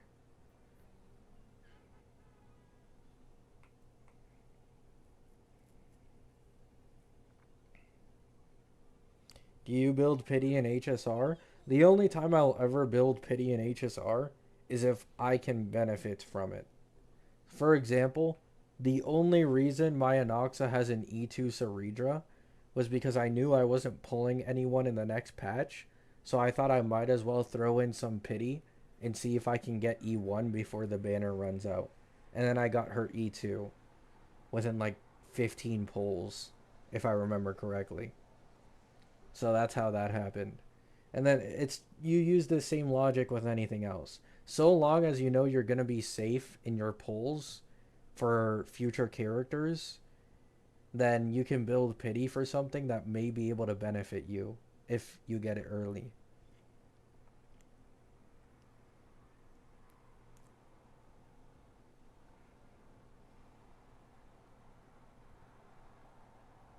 Holy Lucky Maru? Oh yeah, Kiwi. That Anoxa account that I have, Kiwi, is the luckiest gacha account I've ever played on in my life. No joke.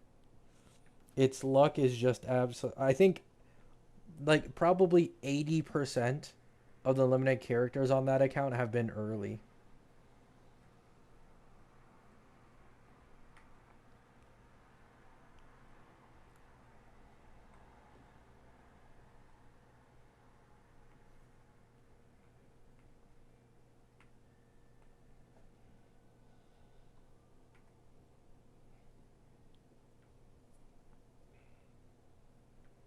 Ceridra Doomer pulling for E2. Hey, just because I keep it real with a character's meta value doesn't mean I can't appreciate them, and pull for them. It's okay.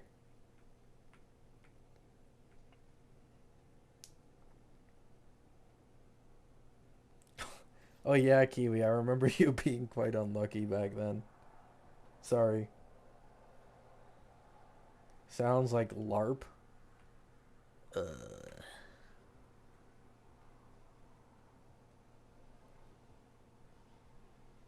I don't LARP.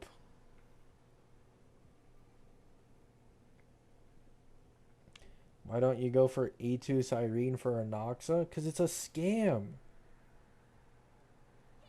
E2 Cyrene only matters for Phanon. I'm telling you this right now. If your name is not Phanon, there is zero reason to ever go for E2 Cyrene. It's only a, oh, I care about zero cycle thing outside of Phanon teams. That's all it is.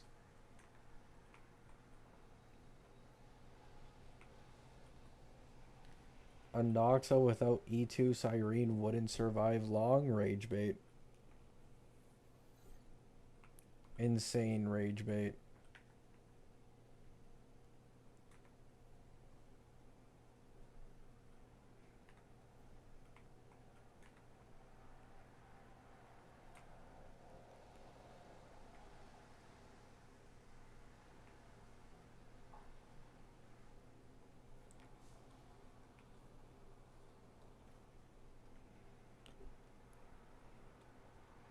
Anoxa, E1, and E2 combined are 30%. Brother, I have an E6 Anoxa with an E2 Ceridra. These problems don't apply to me.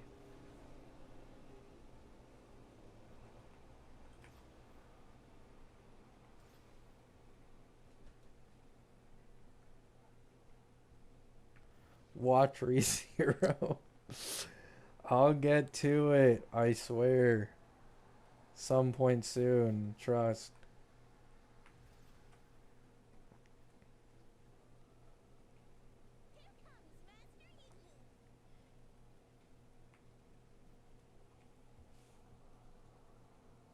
What? Why have I been seeing so many Cyrene agendas then if she's only good for Phanon?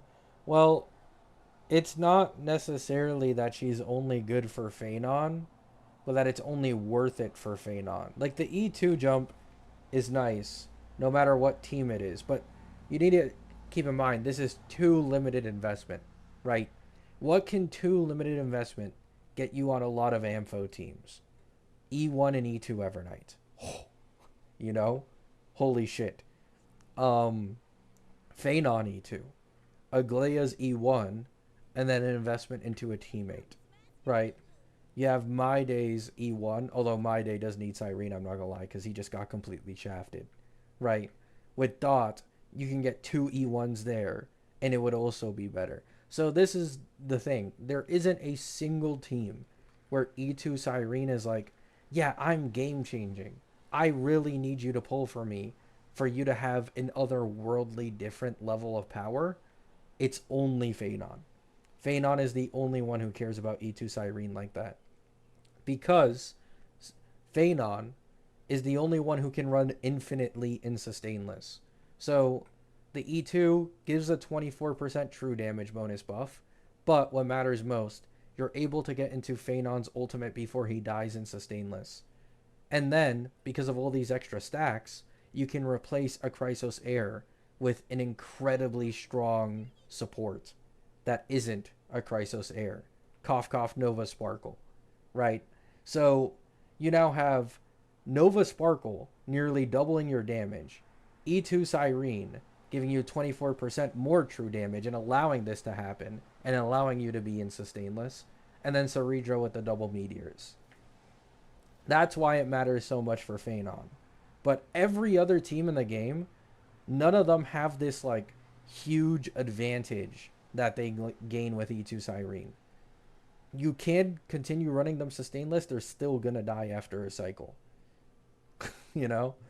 So, yeah, it's a buff, but it's just not worth it in my opinion. No problem, Kiwi. For example, like I have E2 Cyrene on an account, but it's my Phanon account at E6. Like that's the one that has E2 Cyrene.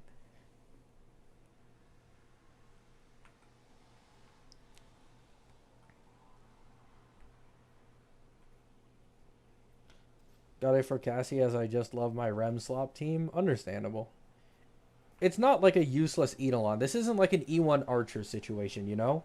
Like, I'm not going to slander Cyrene's E2 like I slander Archer's current day E1. But I just wouldn't recommend someone really bother pulling it unless they're a Phanon main who's already gotten, like, E1 Ceredra and E2 Fae.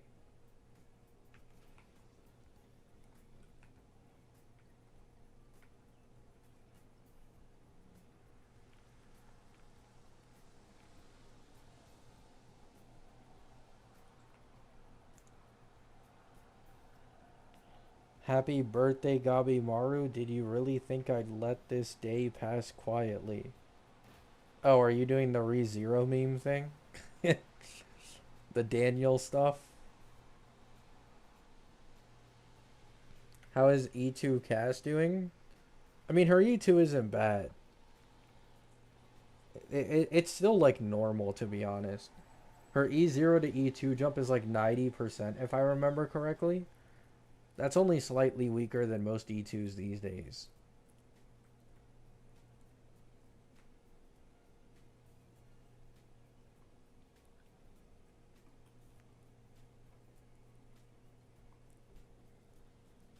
The thing with Cassie, though, is that increasing her own personal damage is sometimes just not that valuable because her entire team does damage.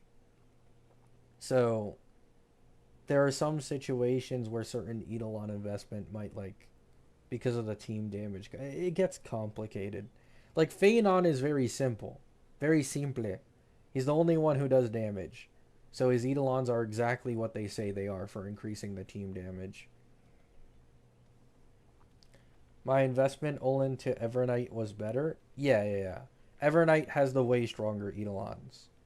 Evernight is the only person with an E2 jump currently in the game that is near Phaenon's level. And she also has a pretty strong E6 as well.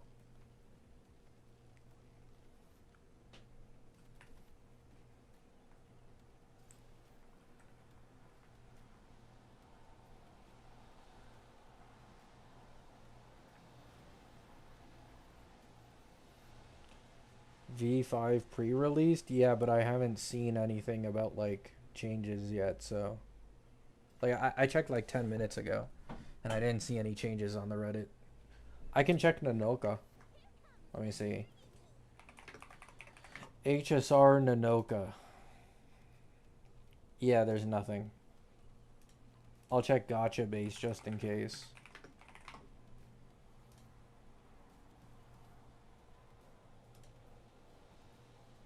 Yeah, there's still nothing. V5? Yeah, apparently it was released like hella early.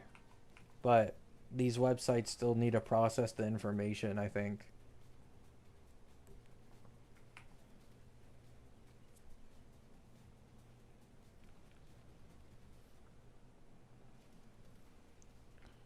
V5 always comes out on Fridays. It's Thursday right now. At least for me.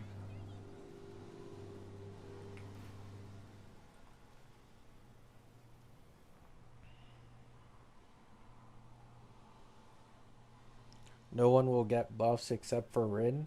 Look at this agenda poster. He just says this because he's most excited for Rin. I love Evernight so much, she's a lot of fun. Yeah, she definitely is.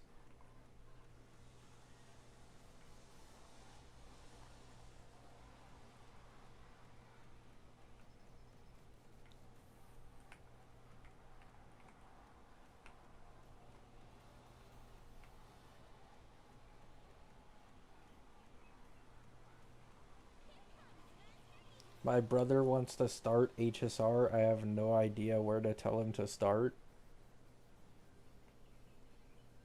I mean, yeah. When you're new to something, you do just kind of have to go through the learning curve of like understanding the game and how it works, all that stuff. It's inevitable.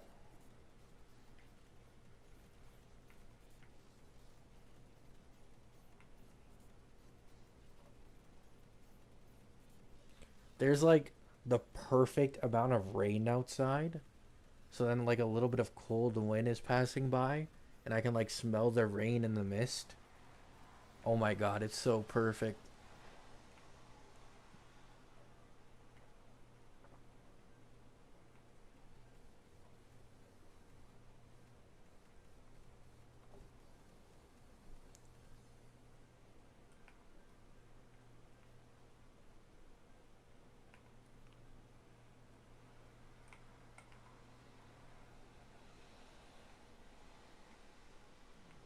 These gacha games can be understood in seconds. They're all the same.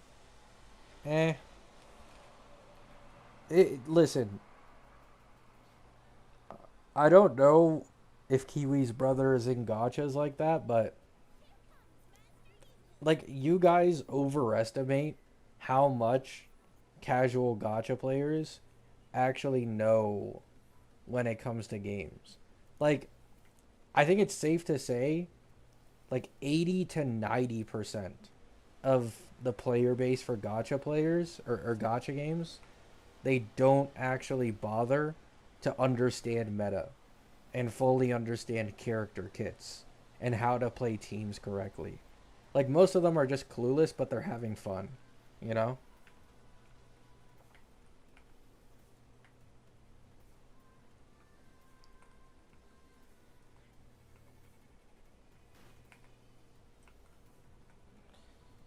Abandon Anoxa. He's washed. E2 Ceridra with Rin will be awesome. Like, what is this agenda posting? It's just disgusting. It's disgusting what I'm reading. You're disrespecting the goated Ampho professor over Rin.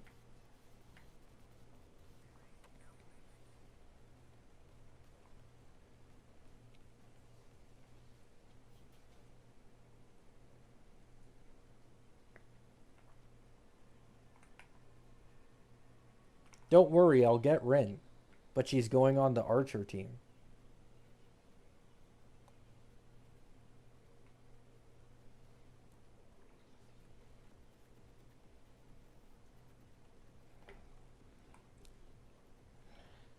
Have you seen Rin? I have. And she's going in the Archer team. What about it?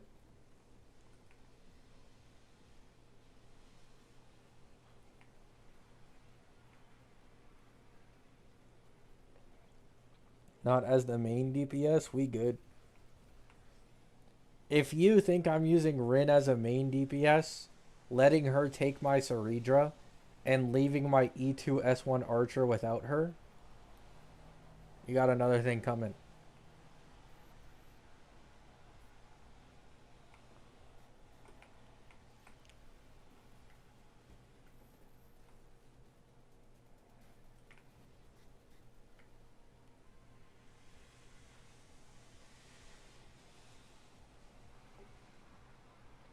Rin main DPS can do 6 million.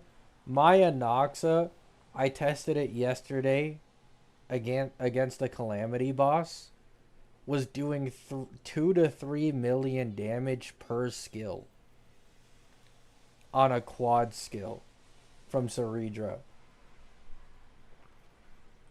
Yeah, I have E1 S1 Archer on the Anoxa account, and I'm not getting Gilgamesh on that, so I'd get E2 Archer.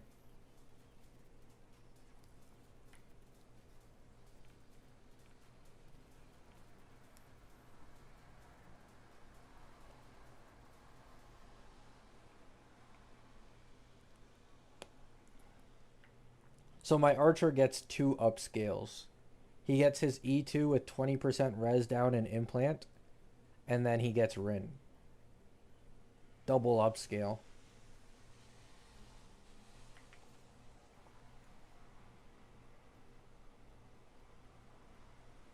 No, I'm just going to use my Himiko with Sunday.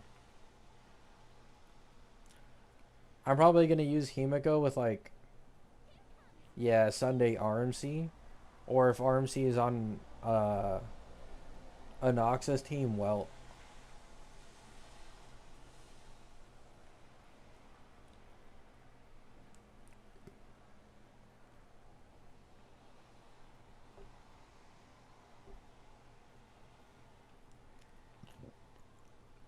have you seen Rin's defenseless ass? Like, do you think I'm a gooner or something? Hello? Who cares? I'm not a gooner.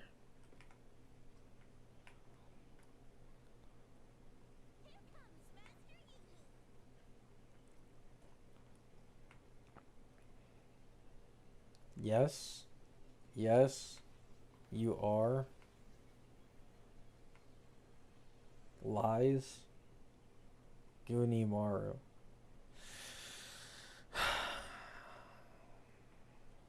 All I do is occasionally make community posts about characters I like. Yeah, I've heard that the Ceridra Himiko synergy in the first place is mostly like an E2 Himiko thing. And not an E0. I can't get E2 Himiko. Too expensive. I can probably get E0 S1, I think. Guaranteed. But not E2.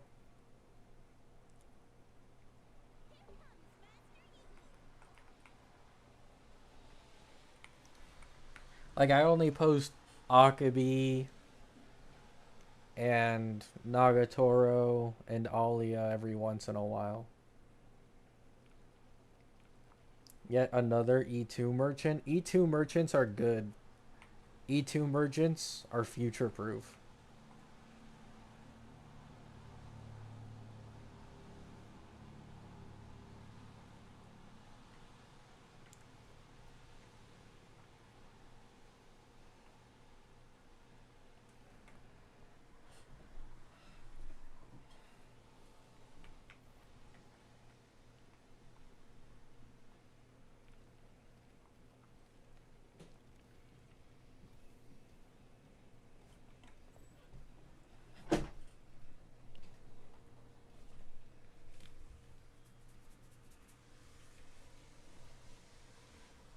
Occasionally.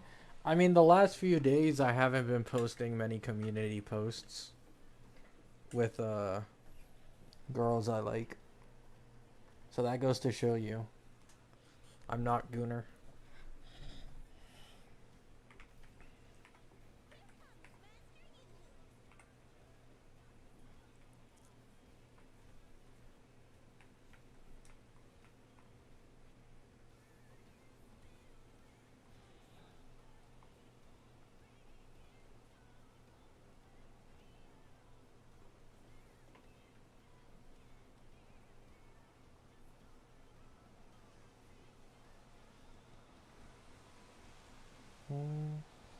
There's some calcs with Gilga being worse in Ashblade team.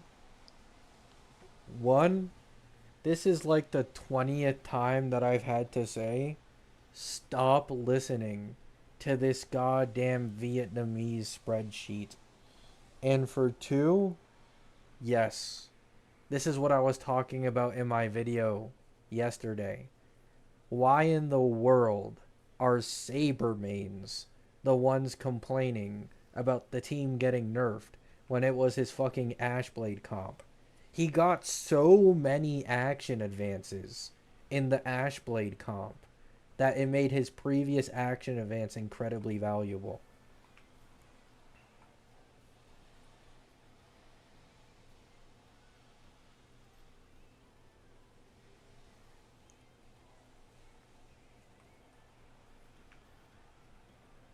Like, my rage yesterday was placed against people who were like, oh, this is what they get. They made him good for the Ashblade comp, but they made him so trash for Saber. Oh, I'm a Saber main. Oh, you Gil mains are stupid. Like, they fucking butchered it by removing the action advance for him.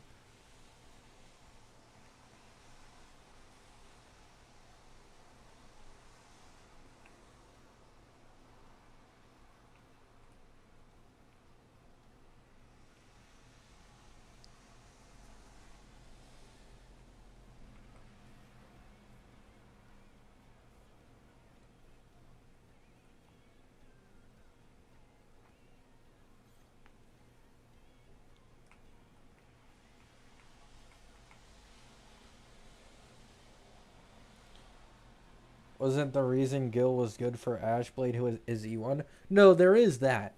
S1 Gil, no joke, might as well not exist on the team. E1 is the prize. But, yes, he has been significantly nerfed in his Ashblade comp, even outside of this. Like, yeah, E1's better, but he's still way worse than he used to be.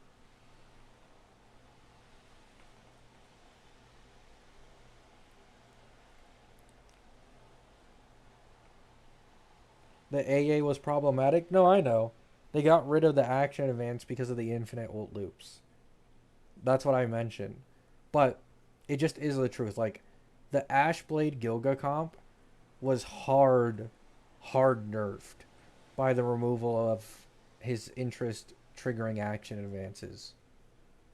Like, hard nerfed.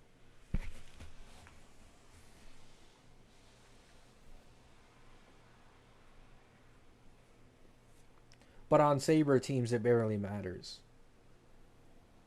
Saber teams don't have the attack frequency that the Fua team does, so you don't lose that many actions in comparison, making it basically not matter.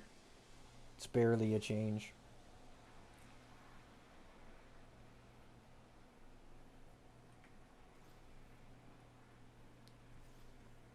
Are you serious about the E2 Saber account? Uh, kinda, yeah. I'm not serious right now because I'm focusing on like getting a third team for my Anoxa account and then I'm dropping it. Like I'm dropping my Anoxa account when I get Himiko Nova and my Phanon account trying to build Fua.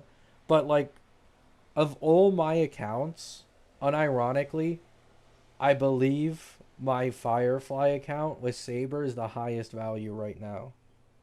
Because it has E2 Firefly with Dahlia, it has Acheron and M-Blade, and Acheron is supposed to get her buff in this version. It has a Sunday who's also going to get Novad. It has Argenti and Topaz who are also going to get Novad. It has E2 Saber to run with Gilga. Like, the team variety on that account is so much better in comparison to the rest of my accounts. Also, I really like Firefly.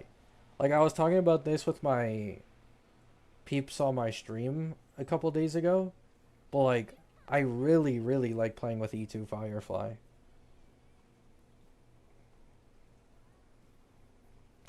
Are you gonna pull Fugue, though, for Firefly? No, we're skipping.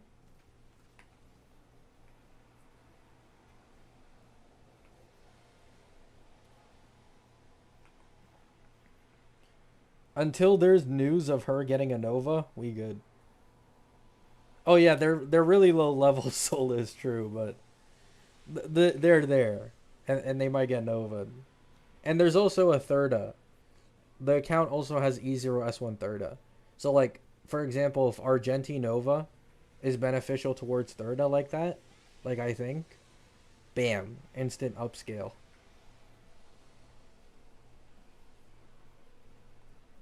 I mean, Fugue is just so garbage right now. Like, what can you do about it? She just functions as an exo toughness bot at this point. Even her super break multipliers, which used to be much higher value for Firefly, now Dahlia gives them. Dahlia's Light Cone gives it, and Firefly's own super break buff, like self super break buff in her kit, got like tripled when she got Nova. So it's like we can do without a few.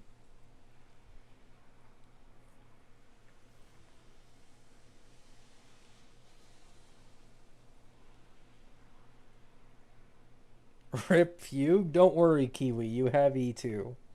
It's a different story if you have E2, Kiwi. That I must say.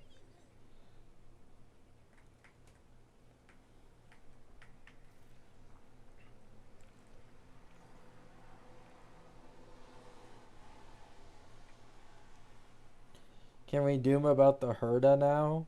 Sure, Gil Saber is annoying, but it's nowhere near as bad as Thirda. In my opinion, she's worse than Acheron ever was. Thirda has a better base kit and is a stronger character than Acheron. But Acheron has gotten multiple supports throughout the last 2 years, while Thirda, because she's fresher, hasn't gotten really anything special outside of Tribby. And even Tribby, like, technically, M-Blade is better than Tribby for Thirda now. Now, in an ideal world, you probably run both of them together, but you can kind of see the point. Thirda doesn't really have any that dedicated support that can't be replaced that easily. They're all easily replaceable because they're not good enough for her.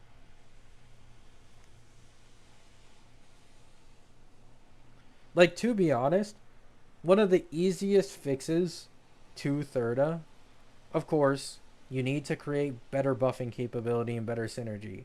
But, like, if Thirda had her own Gilgamesh, like Saber does, where it's an equal damage share, and there's also some synergy and, you know, back and forth going on with each other being well together, that's what she kind of needs. Anoxa had the damage. He did not have the synergy and the buffing capability that he needs.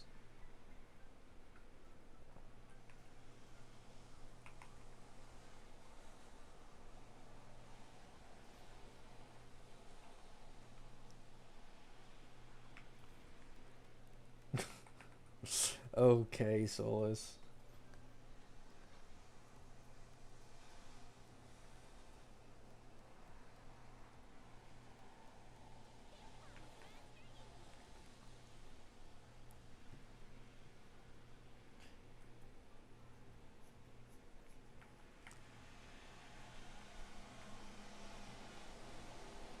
Yeah, like, the optimal sub DPS is basically Evernight and Cassie teams. Now, yes, you do once again run the risk of your sub DPS being better than the main DPS, but who cares so long as your main DPS team stays good for a long time, right? Like, Cassie and Evernight mains can have their arguments as much as they want of which one is better. Cassie Mono Rem is still one of the strongest teams in the entirety of the game. It's a privilege to be in a position to complain about your power level when you're in like the top 3 sustain teams that exist in the game, right? Like, that's a privilege, not a bad thing.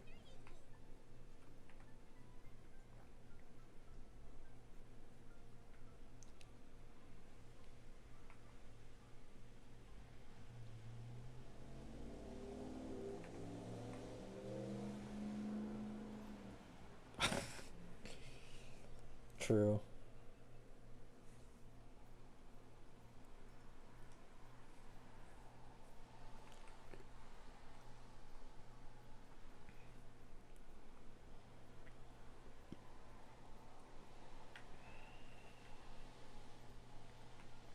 Thirda mains just accept Anoxa's better. I mean, in fairness to Thirda, she is way better than Anoxa at Pure Fiction, at least. Like, the problem with Thirda is 3 targets or less, so mid. 5 targets or higher, absolutely the GOAT. Like, there's no in between. She's either like trash or she's absolutely unbelievable if there's 5 targets.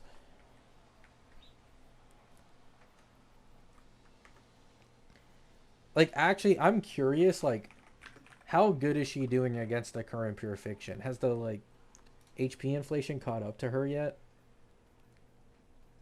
Pure Fiction, Zero Cycle, low cost.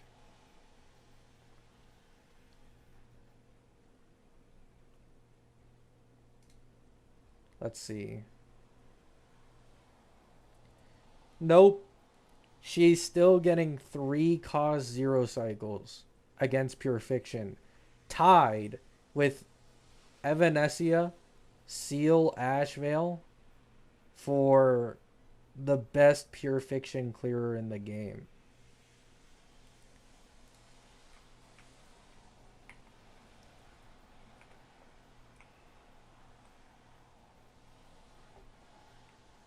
With E1 Tribby? Well, yeah, E1 Tribby is goated in 5 targets for AoE DPSs.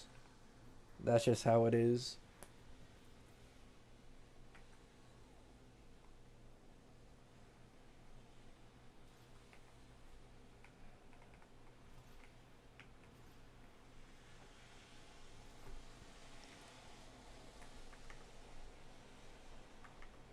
Being worse than 2 hunt units in their mode has to be a feat. That's nitpicky, not gonna lie.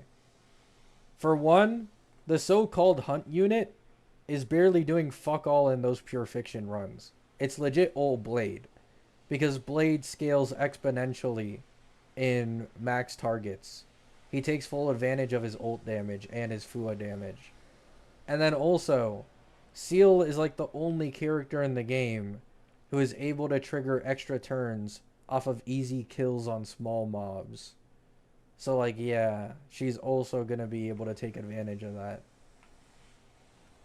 I don't think it's really a slander to her that she's getting tied by Emblade and Seal Nova.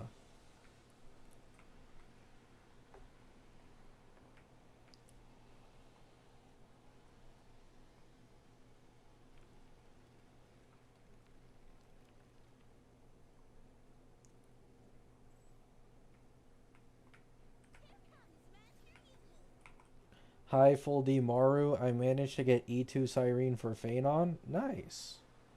Glad to hear that.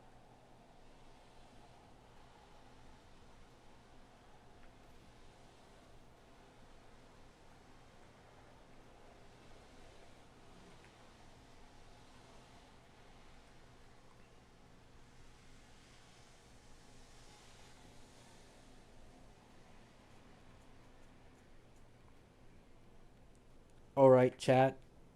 I streamed really long today, it feels. It really feels that way. This one was 2 hours and a half. And the last one was an hour and a half. So technically 4 hour stream today.